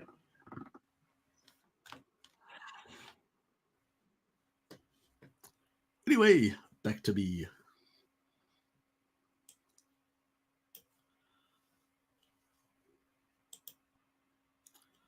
Yes, bamboo. Yeah, it gets weirder and weirder. The sort of stuff out there. Fake burgers, 70 meat, 30 soy, protein bamboo fiber slop. Oh God, do they make that shit? God, am I hiding under a bushel or something and I've missed it? Yeah. It was nice of Phil to come on. He's a nice chap. Anyway, but he does have his daughter's birthday and he has to go. So next time we'll have a longer chat. He's a very interesting person. He likes to go into these sort of areas that I like to go as well into. And I don't find many other people that are really interested in those conversations. I am, but I can't find many other people within the carnivore space. There are more interests in life than that. Anyway, why does Ken Berry say that food sensitivity tests are a waste of money, but you recommend sometimes to go to a naturopath and do such tests? Are there different tests? No. Look, let me put it this way. I don't know why Ken says that. I've got no idea. Ken is trained as an MD, a medical doctor. Naturopaths are slightly different. They tend to do this sort of stuff. As I said, MDs sort of focus on surgical techniques, medicines, and stuff like that. And he's probably his approach here as well. If you eat a species-appropriate diet over time, any of these sensitivities will go away. my sort of approach is a bit different than other carnivores. I tend to basically, because I do know that we have had genetic changes in the last 10,000 years since agriculture started, and we were exposed to more plants than in the past and domesticated animals and stuff like that. And there have been a number of changes, whether it's, the lactose persistency thing, the choline issue, all these different things, the beta carotene conversion issues. So there have been a lot of changes across. So in my sort of book, I don't think it's a good idea to just basically say, well, let's just ignore that. I think it's not a bad thing to obviously, I think I know where he's coming from. He's probably saying, if you're sensitive to a food, you know that you're sensitive to it. You eat it, you respond in a sensitive ways, but that doesn't mean necessarily that you are sensitive to that food. You may have gut permeability issues, and so that may be your issue. Where if you fix the gut permeability issues, you may not have zero sensitivity. Doing a sensitivity panel will give you a full-blown sensitivity on many things. It's not only food. It will also give you about the environment, other compounds in the environment. And so there may be things in your environment you're not aware of, and a naturopathic doctor may actually see that you're reacting to certain compounds, and then you seem to have a stronger reaction, which means that you have had some past exposure, and then they may recommend that you assess the hygiene of the work or home environment and make changes to eliminate that sensitivity, to desensitize you to whatever compound may be in that environment. So when I'm talking about sensitivity checks, I'm not talking about only food. I'm talking across the board, because I think that, and I've always said this, our environment is not only food.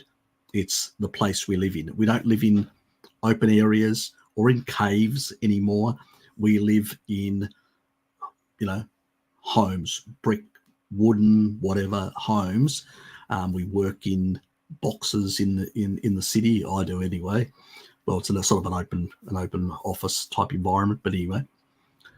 So we're exposed to different things, different levels of blue light exposure and stuff like that. I've actually got one of those red bands as well for a USB thing. So got it at work. Not here, but at work. I need to probably get one here. Anyway, that's another thing to order at some stage.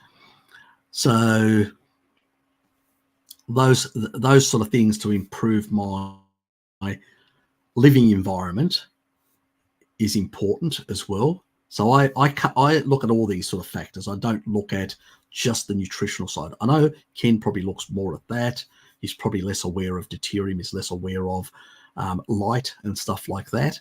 Not everyone, because he's got a day job. He's a doctor, so he's got a long schedule and all that. He does, and he's got, like a lot of people that he consults with and stuff like that. So he's got a busy schedule. So he's getting less exposure in non-food related issues and stuff like that and other sensitivities. So he probably is less aware of those things. Probably as he goes on, he'll interact with more people with issues like that and may actually look into that. I don't know. Or some of you people may bring that to his attention. But, he's still a smart man. He's, quite good. And he's open to new ideas and new thinking and stuff like that. He came to one of mine when he came across one of my videos on the calcium issue and raising, low blood serum, calcium, raising blood sugar, the video that I made a while ago about that 24% of people. He found that intriguing. So I'm not saying he's not closed-minded. He's interested in new ideas, but I suspect because of his time schedule and all that, he's got young kids as well. Some people have got limited time. You've got to take that into consideration. So in food sensitivity, he's probably right. If you eat a food and you're actually sensitive to it, do you need to test for it? you know that you're sensitive to it.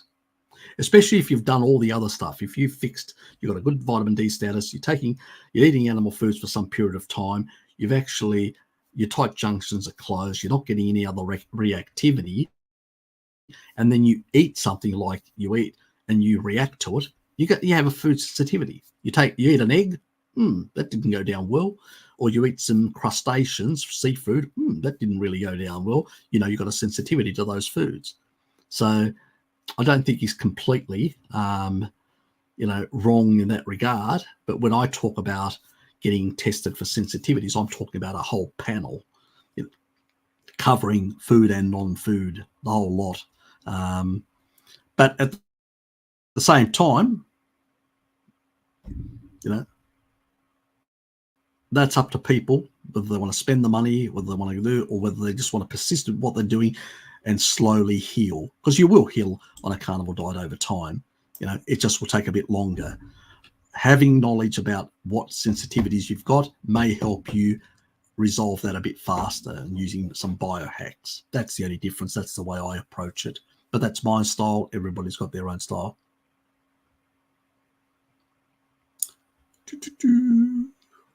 Oops, another question down here.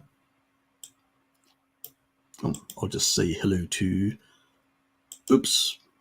Norman. Just noticed him there. How are you? With a high histamine content, can raw dairy do more harm than good in people with low DAO?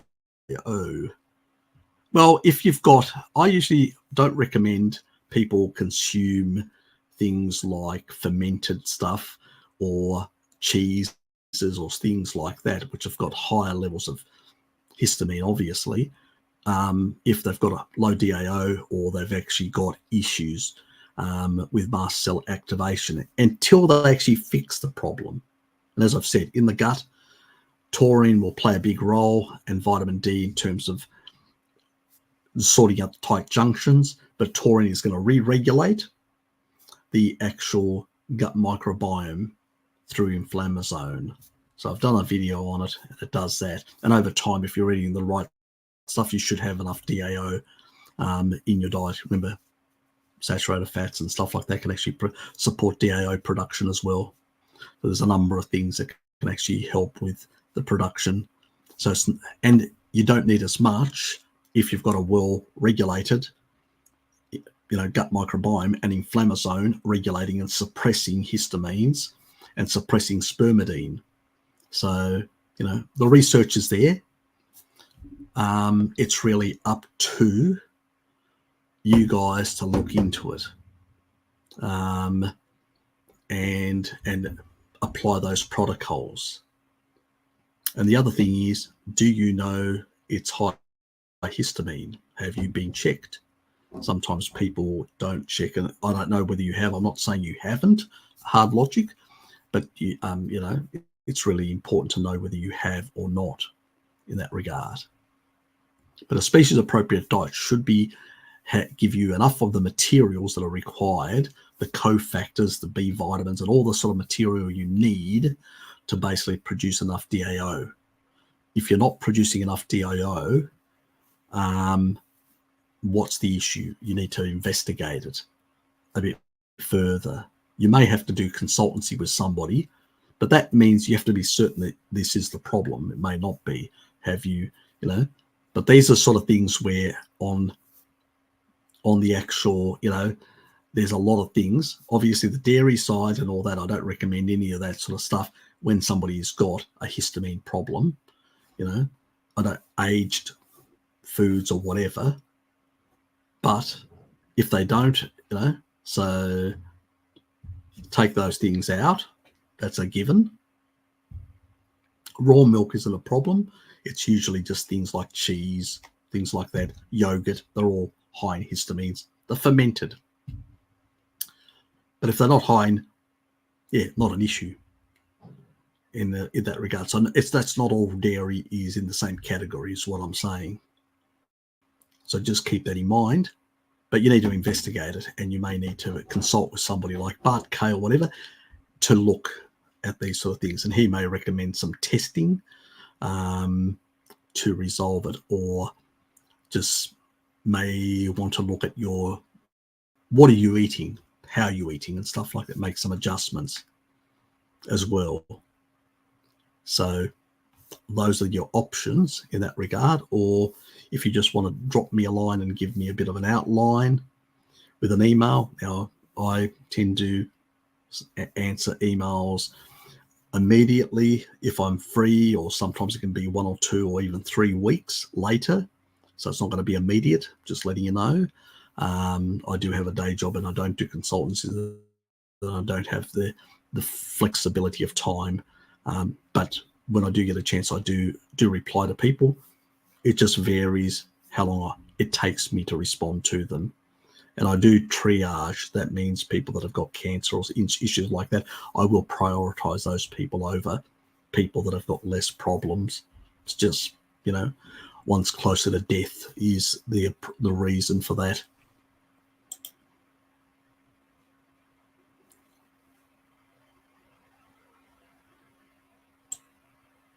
Yeah. Anyway, g'day Jenny. Hello Harry, greetings from Melbourne. Just finished a 46-hour fast. Good timing to now watch and learn while brain clarity is good. Fair enough. I hope you're enjoying it. Anyway, Stefan, what is it doing there? The last third of my eyebrows is missing, and a lot of people on YouTube say that this is iodine deficiency. When I look at teenage pics, I had full eyebrows. Do you agree on that diagnosis? I have to say I don't know anything about eyebrows. Absolutely nothing. I've never looked into eyebrows, so no idea. I can't give you an answer for that one. That's one that I've never looked into. Eyebrows and iodine deficiency. So, are you eating enough eggs? And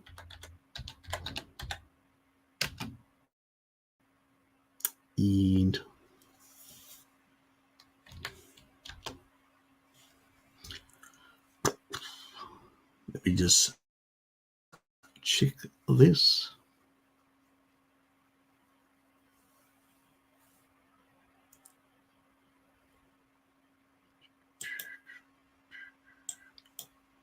What is it doing? Ah, bloody hell.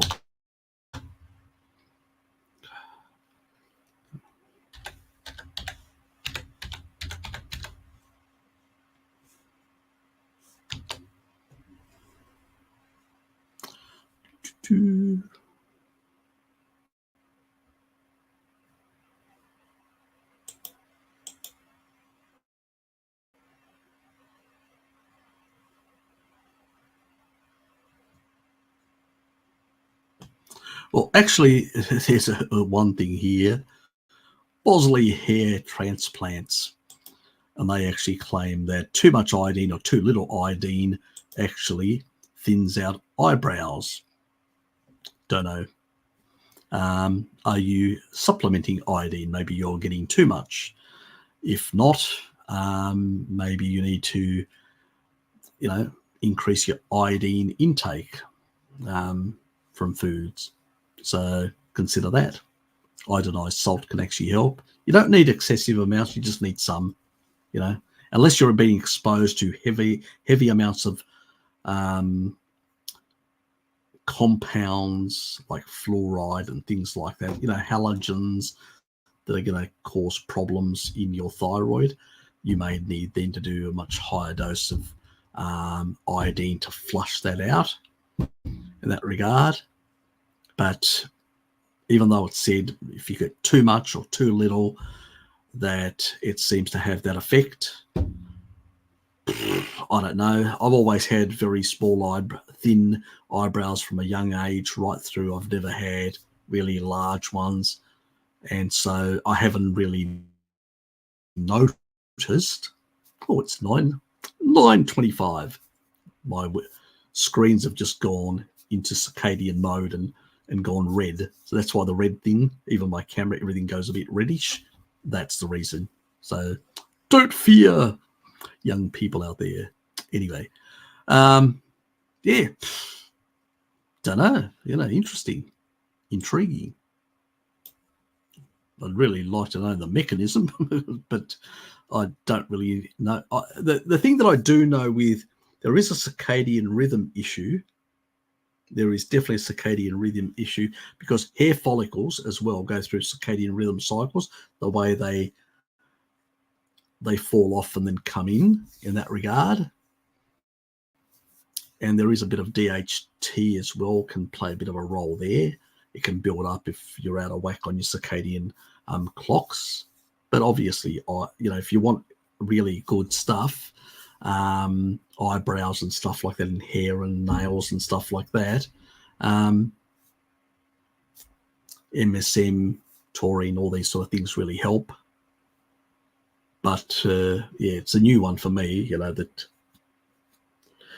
But as I said, when I Googled, I only found one, and there was another one that's and that was a hair replacement or company. So I don't know whether they're selling something or whatever, or what the issue is. It's interesting, but yeah, play around with a bit of iodine, see what happens. Let me know. I'm interested, but I haven't seen any science. And if you do know about any science related to it, email it to me. I'd love to read it to find out what the mechanism is, how it's working. Does fermentation get rid of all lectins? No. Nope. When it comes to lectins, you can reduce some of them from fermentation. You can, in that regard, but and you could also, the lactoferrin in raw milk will bind to them and get rid of them. And that's what people in the past in Europe had: raw milk, plus they ate bread, which they had fermented for about 3 days. Mostly in Greece was a practice about 3 days, some regions 2 days. And that usually meant that there were less of those. And even beans, my father still does he does lentils primarily, not other beans so much, but he actually puts them out and puts them in trays with water and removes the water every day, and pretty much does it for a whole week just to make a whole lot of beans. So it's a laborious thing to get rid of the anti-nutrients, but in the end, after 7 days, they're quite soft, which means a lot of the anti-nutrients have been broken down. How much? Don't really know with some of these processes, how much you can rid some of these things.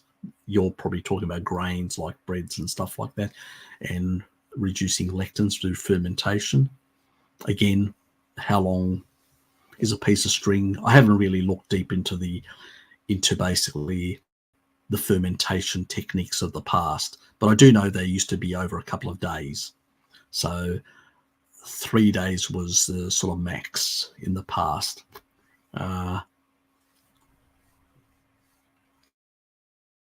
So that's important. Plus, there was a lot of lactoferrin in the diet from raw milk. So that was happening. What the hell is it doing? My God. This is annoying. Anyway, so we've got about half an hour to go. So I'll try and get through as many questions as I can. If having guests on does have an effect of that, but I think having those interesting conversations are all important as well. But it's getting, get 10 o'clock, then I got a couple of things that I have to do, and then off to bed at about 10:30 plus.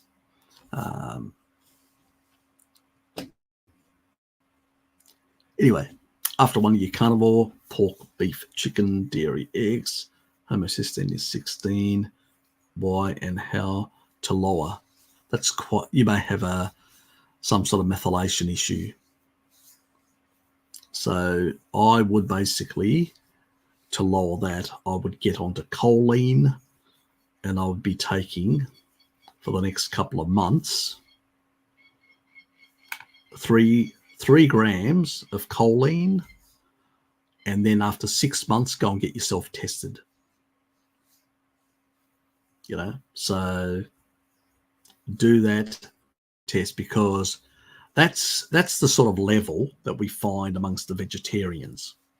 The vegans used to be in the 20s in a lot of the studies that I've looked at, and most of the SAD dieters are in the sort of area between 12 and 16,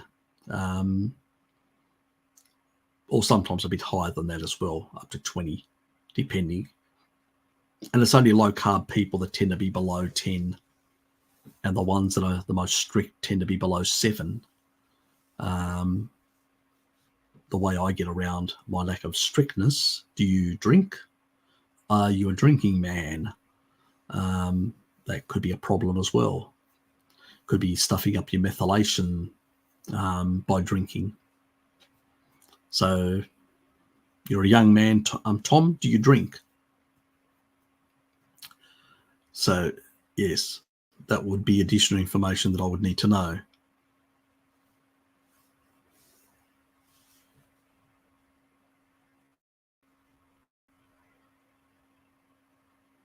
Oops. But that seems quite high. So it seems definitely there is some sort of methylation.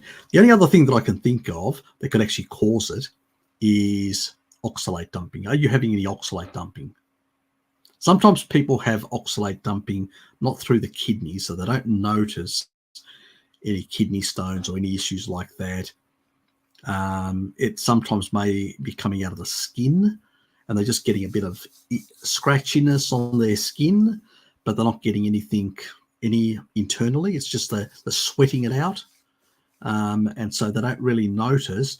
But if you get any roughness on your skin, that's definitely oxalate. And if it's oxalate, it's depleting B6. And if it's depleting B6, it's affecting your methylation.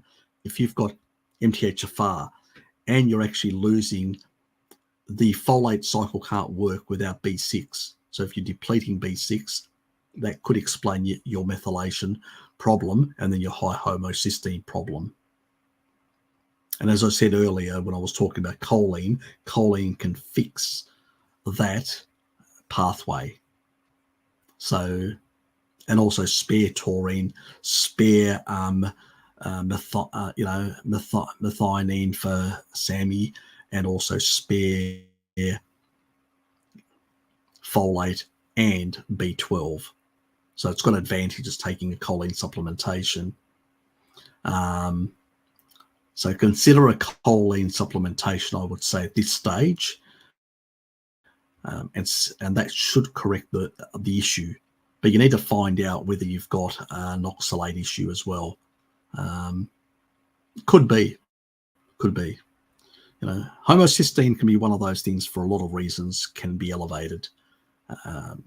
So I usually look at a number of markers, and if I see certain markers are not that high, and then homocysteine is really high, I start thinking about things like, oxalate dumping, B vitamin depletion, things of that sort that will have an effect on the methylation and detoxification pathways that can actually, they interact with each other.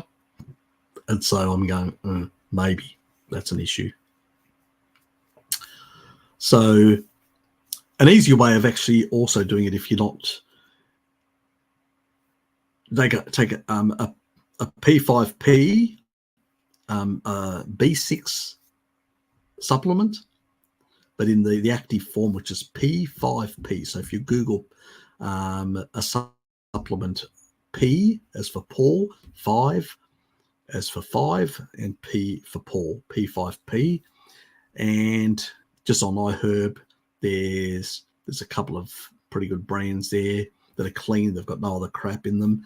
And you take one of those, that should restore your folate cycle in terms of methylation, and that should bring the homocysteine level down. So you can experiment, is what I'm saying. You can do a B12, and then if that corrects it and your homocysteine starts coming down without choline, without supplementing choline, that's if you want to experiment. Immediately that would tell you you've got a B6 depletion.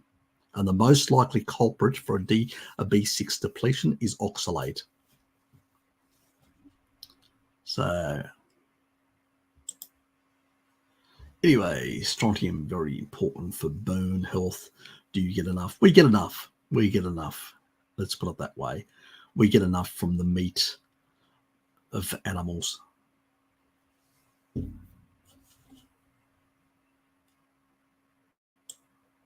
Plus, there's another little trick thing with the we also actually recycle some of these trace minerals much better especially when we're eating more meat, because we're getting more taurine, and the taurine helps to actually hold on to more of this sort of stuff at the kidney levels.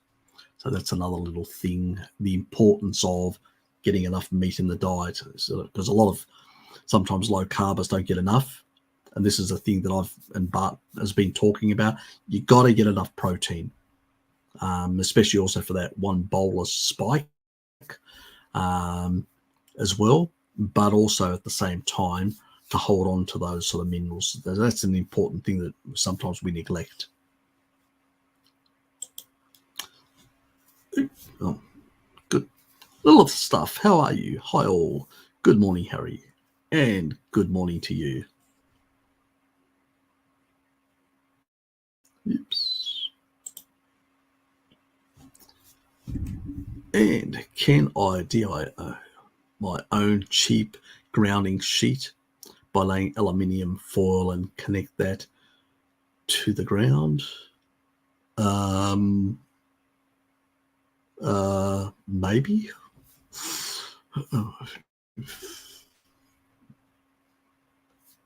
Possibly. You could experiment. You can actually get a device which actually can check to see whether the grounding device is actually working properly. So that is an option, what I'm saying. You can actually get something like that to test. But all I'm saying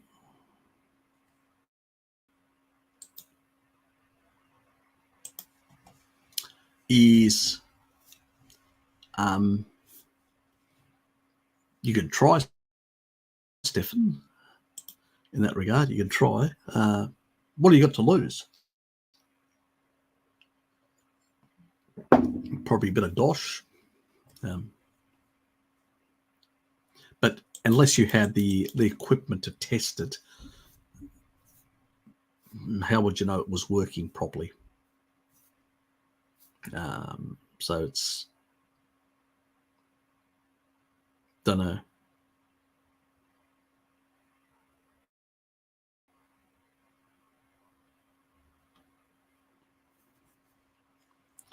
So I think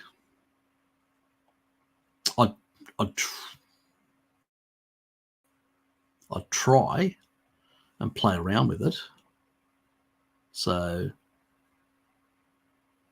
but I'm personally, I don't really know whether you could or you couldn't. I know that, like I like the copper wire, because it has low impedance, so it doesn't. So something that actually has low impedance tends to be less of a problem, but I'm not sure whether that's a one way of going, personally. But you could try it. But can you actually get access to a device to test? Do you have access to a device in any way? Because that's the only way you could actually work out and say, well, I can definitively work out that there's enough that's coming through. But without a testing device, it's really hard. I know a lot of people, because I've had questions like this before where people will say to me, Harry, well, how can I deuterium deplete water? And I say, not really. Because I say, well, if I actually put these these rods in there to try and separate the deuterium out and all that, and I go, well, the energy you're going to use to do that in a glass of water is just excessive, so it's not worth it, cost benefit.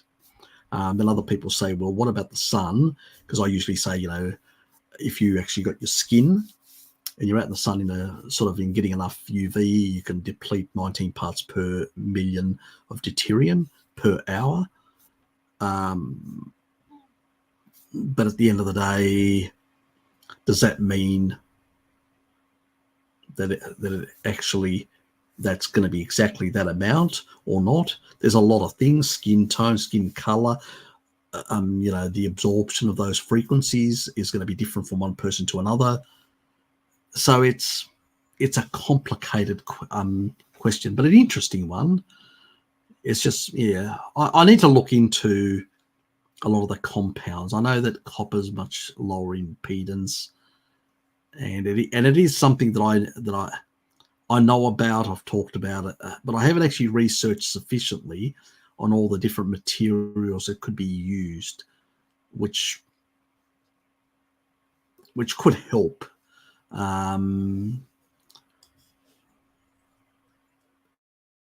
As alternatives, because a lot of people sometimes say, well, I can't afford, because a lot of the actual mats, if you look at a lot of the actual mats, are quite expensive.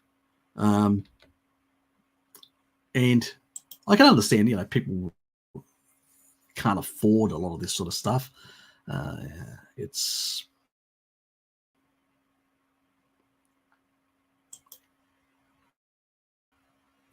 one of those hard ones. Yeah. Anyway, I need look. I'm going to make I'll put it down as a video thing to look into. I think, because I've talked about it, and so has Bart and all that, but neither one of us have actually made a video on some of this grounding stuff. We talk about it. We talk about some of the research, but I need to make something. I need to cover this, explain this a bit better.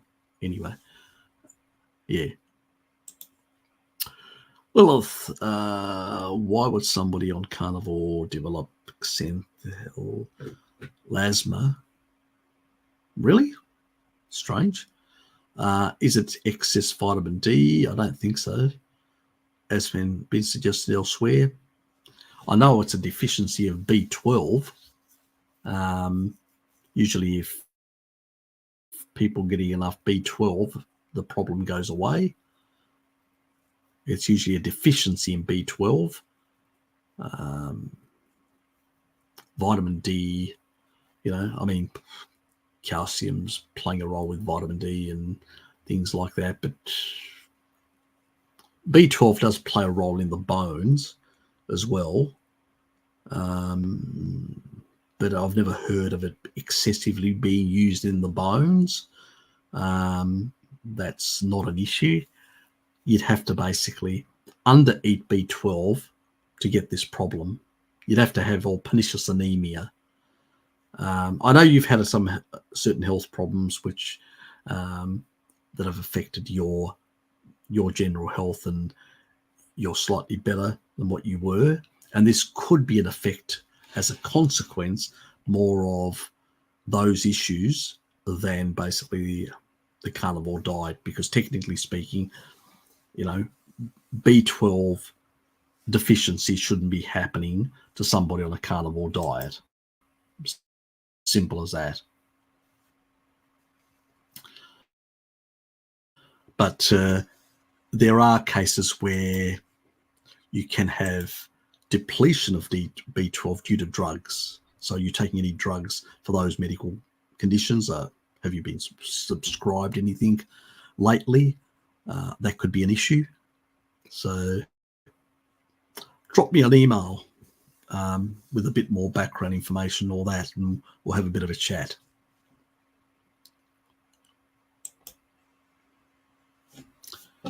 Dave, how are you, mate?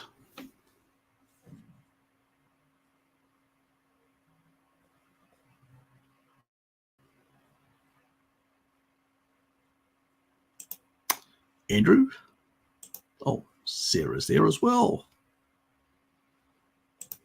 So many people popping in. And what's Scotty saying?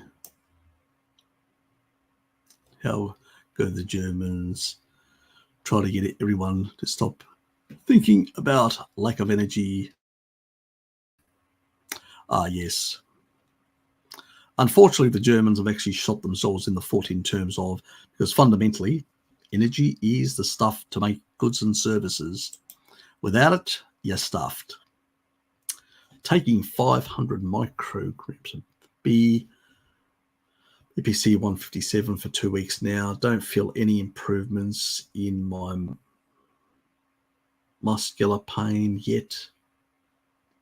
It's more the collagen structures, not so much your muscle. If you're doing it for muscles, or you probably are wasting your money for muscles. Muscles usually tend to be electrolyte issues, not getting enough sodium. If you're a sodium dumper, things like that. Sometimes getting a bit more taurine can actually help improve the recovery from exercise. So I know you do some weightlifting and some things like that.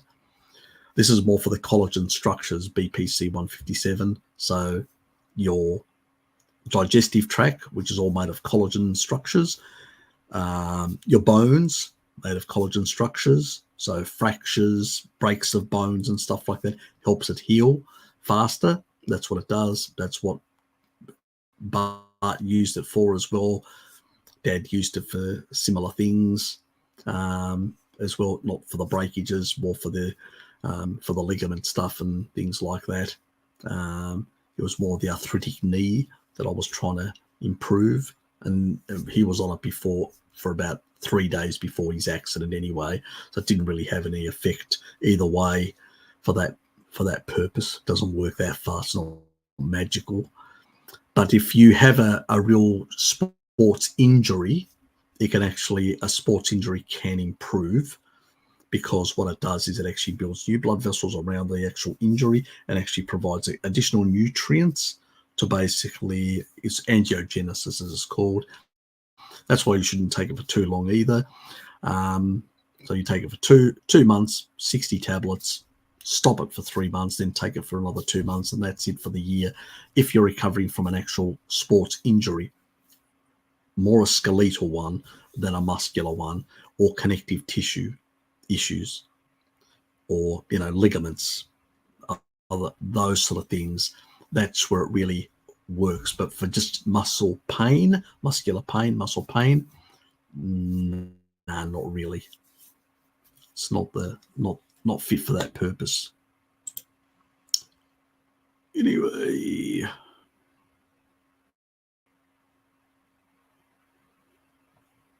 yep.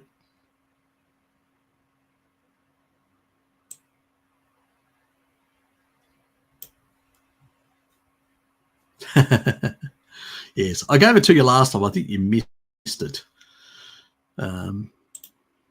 Anyway.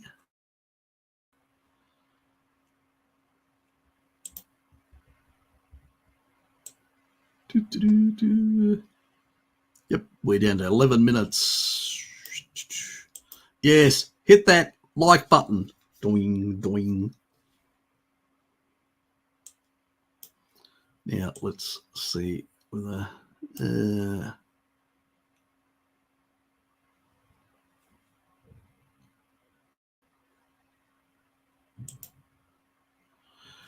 Johnny, there's a lot of things that could actually cause eyebrows to completely fall out and all that. I don't think she's on a carnivore diet, your sister, but a lot of things can actually cause. Actually, even the hair cycle, there's hair growth cycles, and even alopecia and things like that go through a hair cycle as well. DHT actually increases. If you're out of circadian rhythms, even that can actually have an effect. Some people are more sensitive, some people are less sensitive. So even that, it can be even circadian mismatches, not just the diet or things like that. So it's one of those things that need consultancies to try and work out what's actually the drivers for a person. It's a complicated question to answer, let's put it that way.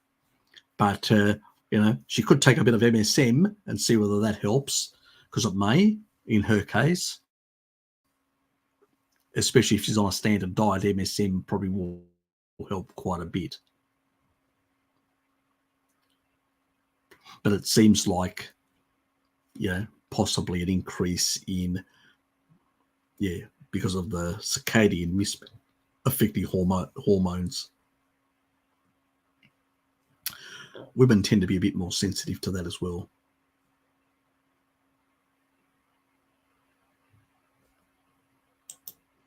And that as well, thyroid issues as well, because she's probably on a standard diet. So thyroid can help, can affect hair follicles as well in different parts of the body. Very good, Tracy. Yeah, good point.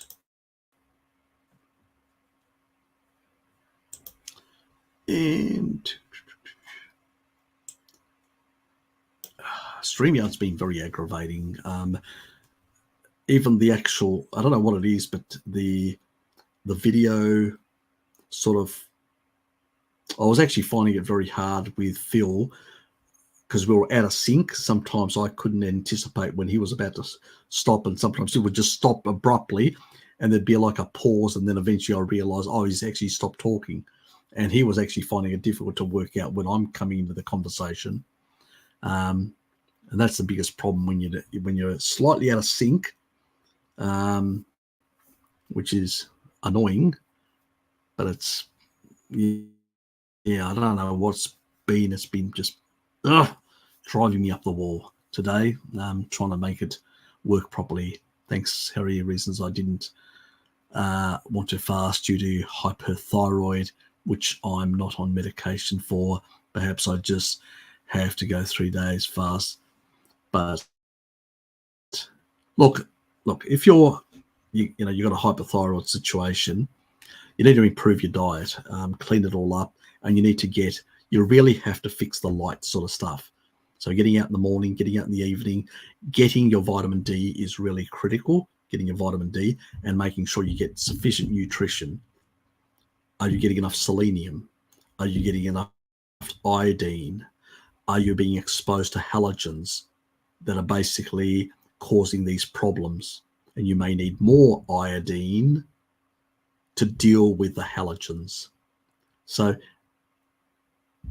it's an issue that may be something that you need to consult with somebody like Bart Kay to find out what are the drivers, and so of your hypothyroidism. For Lukey, he basically went and tested himself, found out that he had the antibodies, so he had it wasn't halogens or anything like that, or dietary, that he was not getting certain micronutrients that were affecting, because even B6 plays a bit of a role there. If it gets depleted, it can have an effect on the thyroid.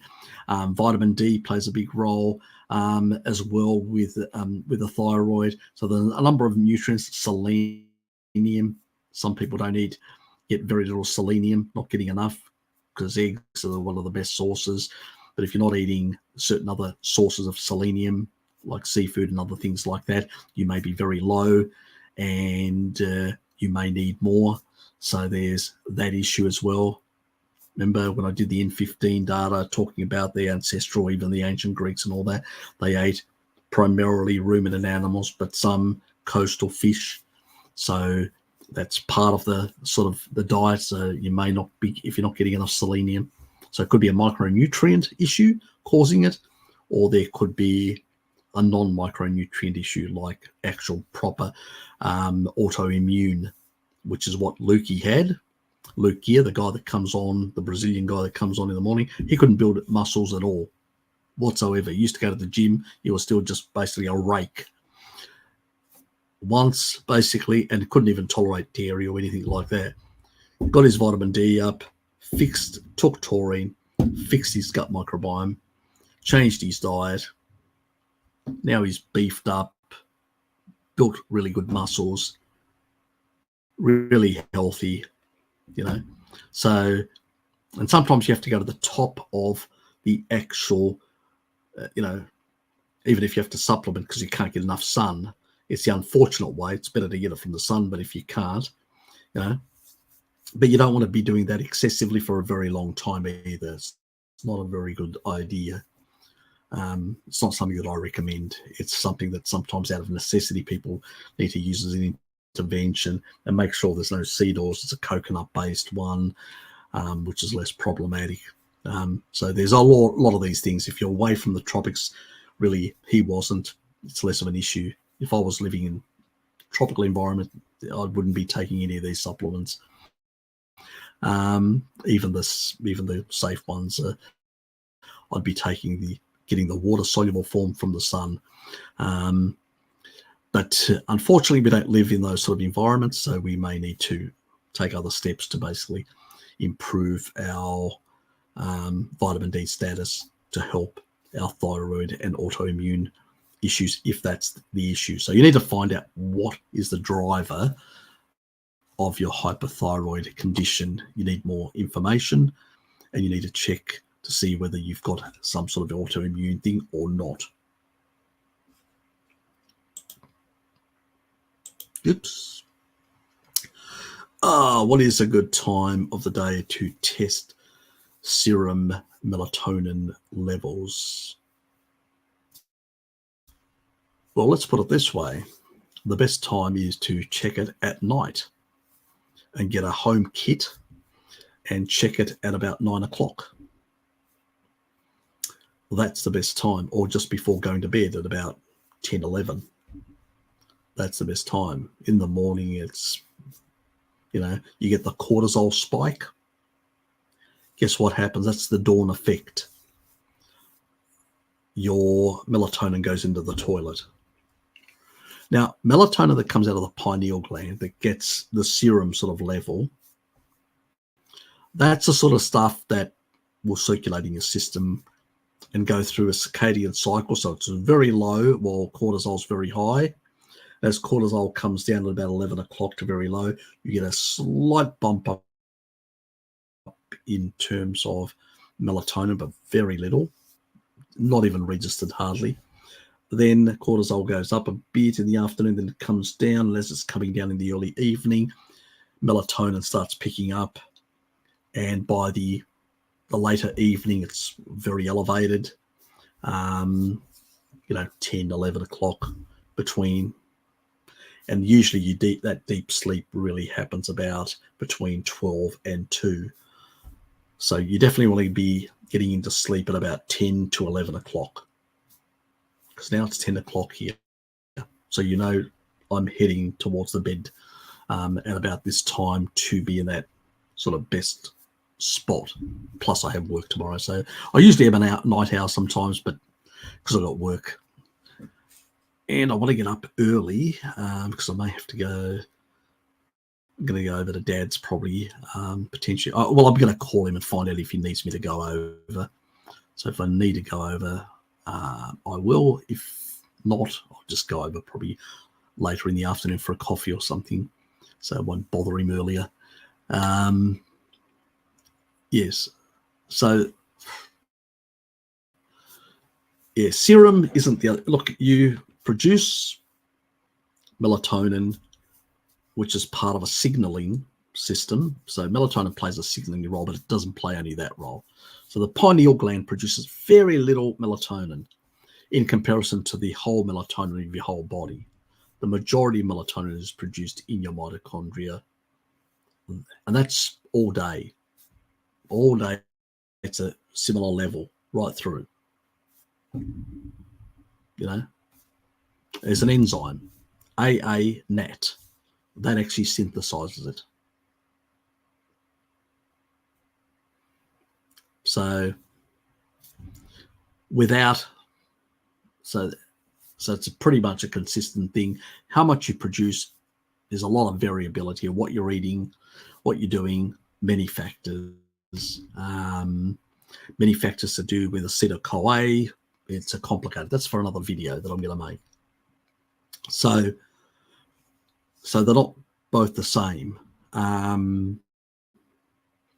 personally consider a serum melatonin level test as a waste of money, because in the daytime you're not going to get much of a reading, and unless you're doing a home kit late at night to see what your levels really get to just before you go to bed, you test yourself. So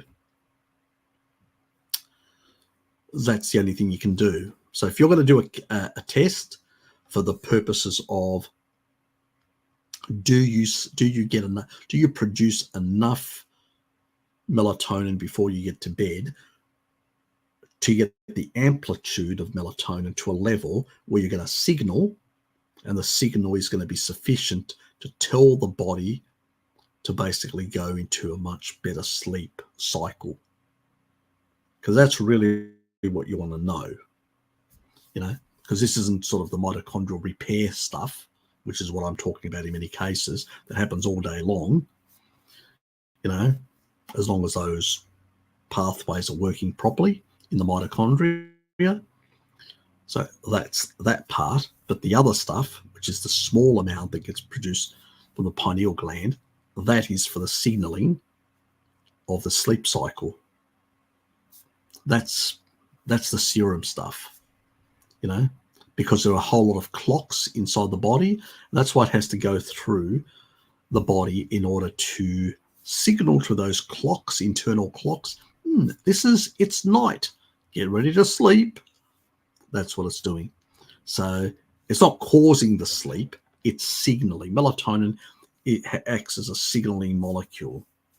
They call it a hormone, but really it acts more of a signaling molecule. I sort of, it's like they confused vitamin D as a vitamin when it's really a hormone, and they've confused melatonin as some sort of hormone when it's more of a signaling molecule, and less of a hormone type thing.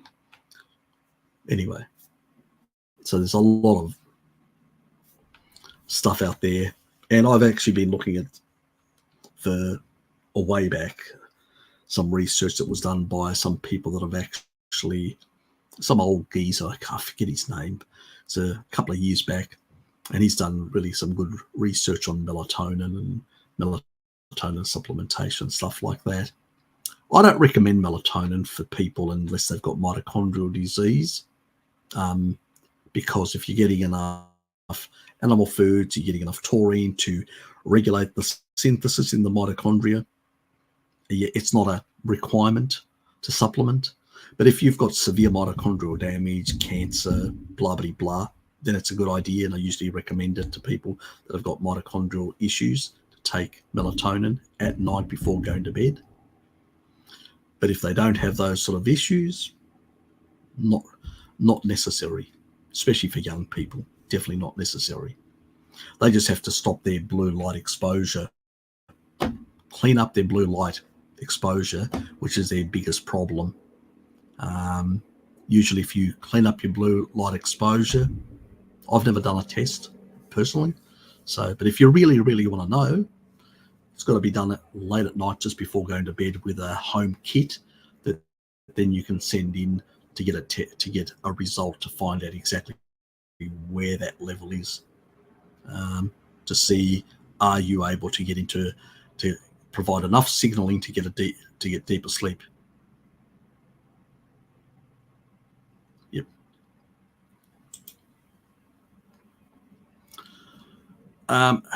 I heard they're about to bring back the one that I've recommended in the past, so that will be available on iHerb soon.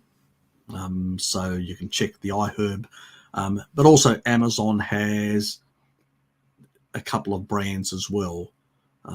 In that regard, they have to be in the free form. That's all you have to look at. If it says taurine free form, so as in free for freedom, free form, the type that it is, free form, then it usually is fine in that regard.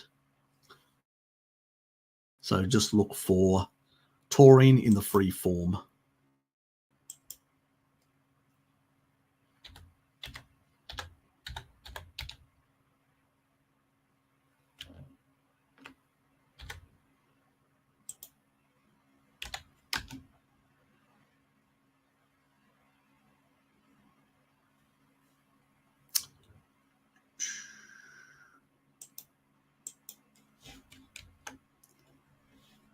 What the hell is it doing?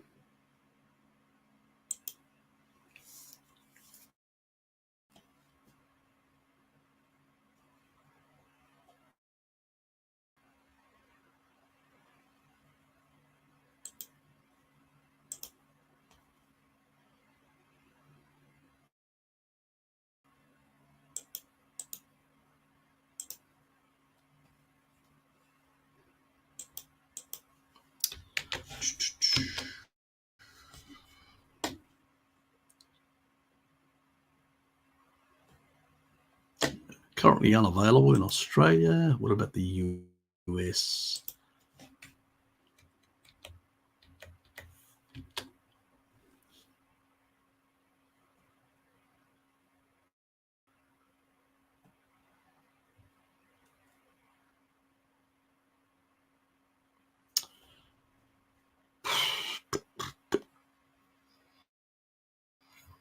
It's not coming up, not coming up. And not available on the US site either. Well, that is annoying. I just bought 3 recently. 2 for work and 1 for home.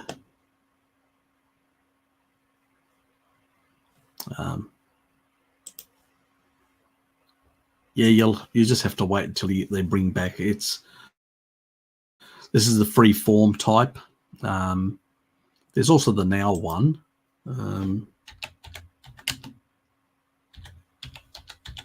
They've actually changed their formulation, and they no longer get it from China, and it's free form as well. And they've actually got third party. They've actually they've gone up market a bit just recently, which is quite interesting that they decided to do that. So I'll take my hat off to them that they decided to change their formulation. So good for them.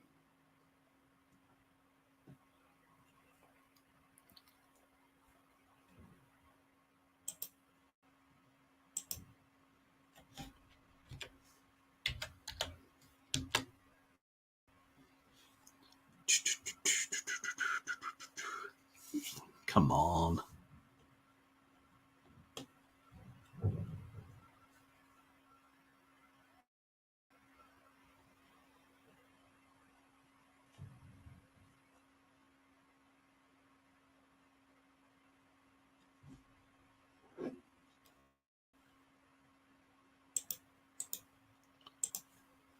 So if you take off the AU, you can actually see this seller who sells it in the US. Sometimes in the US it's cheaper than from the Australian one, unless you're on Prime. I am on Prime because I buy a number of things. So unless you're on Prime, it's going to be more expensive, the postage and handling. From the US site, you just cleave off the actual AU and you get to the US site, and that gives you other buying options because they do sell from the US site too. And they have different postage and handling sort of options. So you may have to wait a bit longer if you want to get a bit cheaper. So now also have changed their formulation. They've really cleaned it all up, which is good. They've basically made sure that no craps in there, no oils, no hidden steroids, no allergens, or no aspartame or anything other crap. It's just clear, and other ingredients none. completely none. They have the free form, which is the one that's manufactured in the US. It's the same factory. I think the reason why the other companies are actually struggling to get enough, because there's two types. There's the free form, and then there's the bound one, which is the cheaper one that comes out of China, which use a lot of solvents and crap like that. That's why I don't recommend it. The free form is produced in North America. The problem is, I suspect now have actually abandoned China because they're under pressure by the US government to not trade with the Chinese. So I suspect they've gone back. They've made a contract. It's probably this company now that has probably made a contract with the US manufacturer of the free form. And that's probably what's caused problems for the other producers, because they all buy it from the same factory. They just label it differently, just letting you know. So the cheapest free form that you can actually find, buy that, because it comes out of the same factory more or less. It's just different labeling and different contractual arrangements that these companies have amongst themselves. Just letting you know. So anyway, business, that's how it works, unfortunately. Some of this sort of stuff. The intrigues of business stuff and all that. Anyway,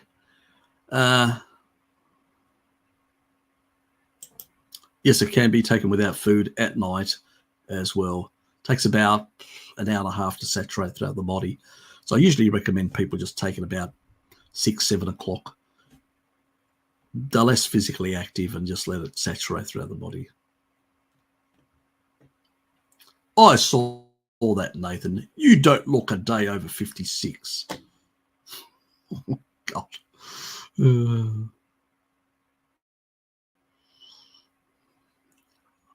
I'll get Ted on you. He'll sort you out. He'll put you in chains.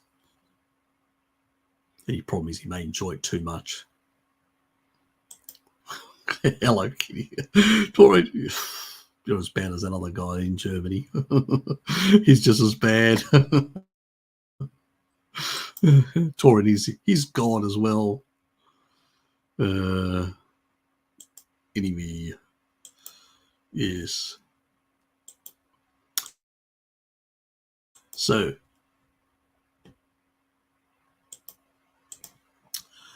now,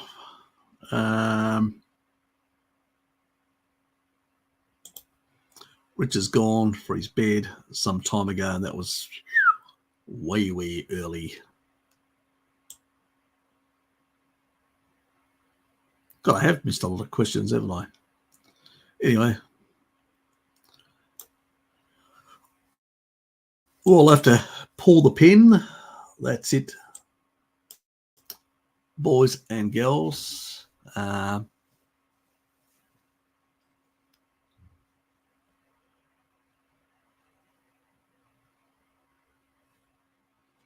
What does Lilith say? There's one there.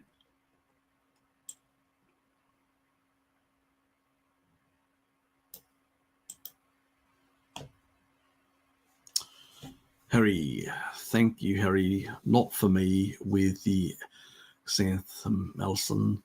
Was a carnivore YouTuber, B12 deficiency. I think antibiotics as well as gene affects methylation capacity. Well, if you've got genetics, which I've talked about, I do, and that can be fixed with the riboflavin to reactivate that, and choline to affect the other pathway to spare B12 and spare folate for other purposes. That's why when you eat more animal muscle meat and eggs and stuff like that, you'll get more choline and you'll spare B12, because B12 is required for bones and required for a lot of things, the brain and many other things. And so obviously, if you're basically overtaxing the folate cycle for primarily for your methylation purposes, then you can deplete folate and B12 for other purposes, have these other effects. So I suspect that's the well-known one in the medical literature for those for that sort of condition. But So he was saying vitamin D. That's just probably a coincidence. I haven't seen anything in the literature. That's why I discounted it. It's a B12 deficiency, and thought about other issues that could be causing your situation. But yeah, do tell him that it's a B12 deficiency and he needs to check his methylation status. Obviously, if you're doing antibiotics, that can actually deplete. And also, you have to think about it. The bifidobacteria are the ones that are involved in B vitamin synthesis in the body. Okay? So if you've got, let's say you've been attacked, you're not getting enough, doing too many fasts, you've taken antibiotics, you've killed off some of these bifidobacteria, plus you've had COVID, which has depleted your bifidobacteria.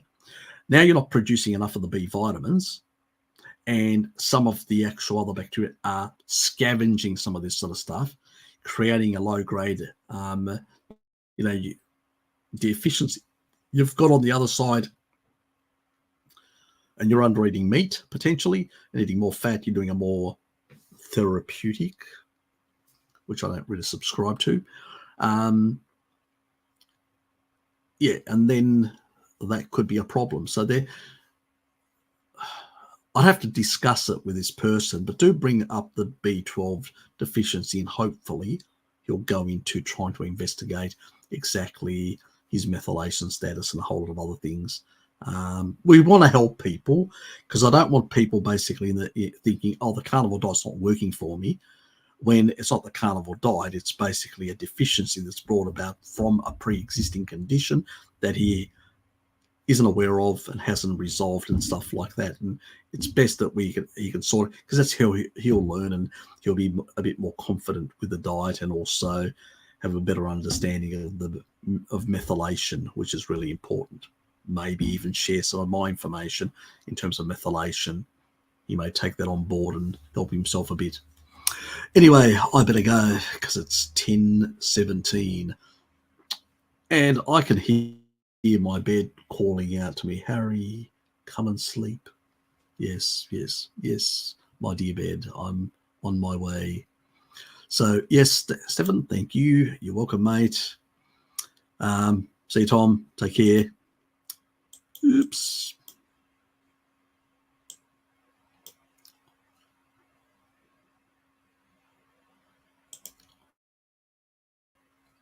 You're welcome. Oops. Let's get down here. Bingo. You're welcome as well. Ryan, always a pleasure, mate. Good to see you. Yeah, what's Tom saying? Yep. My CRP is one, no obvious oxalate issue, except my skin is okay. Occasional urgent bowels, except the occasional. Well, sometimes you may be getting rid of oxalate through your bowels. Some people do have that. It's either skin, bowels, and skin. Usually, if it's skin, it's also eyes for some people, and also kidneys. I have the kidney thing where I get rid of my oxalate through kidneys, which means I'm more prone to kidney stones. Other people get it through the bowel, and they end up having more things like, inappropriate, the diarrhea stuff and all that sort of stuff. So when you're saying urgent bowel thing, I'm thinking potentially could be oxalate. So anyway, you need to probably investigate it to try and find out what it is, whether with a consultancy or going and seeing a medical doctor, do a bit of a test and find out whether because you can do a fecal sample to see, does it have oxalate in it. So there are those sort of tests that you can do. You're welcome, Johnny. Thank you. Good night to you as well, Hard Logic. And Sarah, always a pleasure. Now, I better go. That's me done for the day. Hope you got something out of it. I do apologise for not getting through all people's questions. You got to get the questions in early.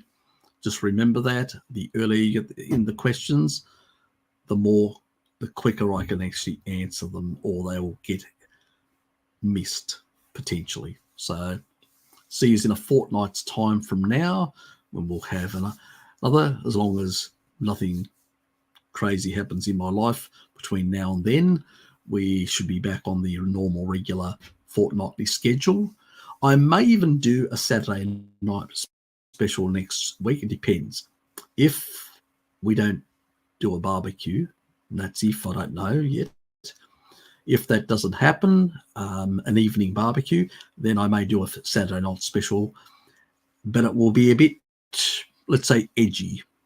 I may see if I can get Phil on, and it may be geopolitics and stuff like that, and go into some of this other stuff, less nutritional, but more about some of this other stuff. I think we need to talk about stuff like that, and not many other people are going into the,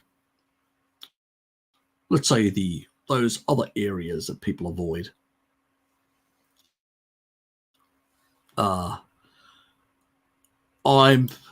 I'm certain you do have, Mango, some edgy questions. Anyway, yes. I just send my dearest love to my dear friend Klaus. Such a beautiful, such a humanitarian. Him and Bill Gates and Larry Fink. Oh, yes. Sorry, Larry, we're all species down here. You are such a godly man, loving the animals and the, let's say, the cross-dressers. Anyway, we'll leave it at that before I get into trouble. All the, he loves also basically, making sure the little kitties get, readjusted. Massively readjusted, medically readjusted. Anyway, you know what I mean. Take care, people, and thanks for being here. Appreciate. Please hit the like button if you haven't hit it. I suspect you all have. I'm hoping you all have. Take care, and I'm out of here. See you.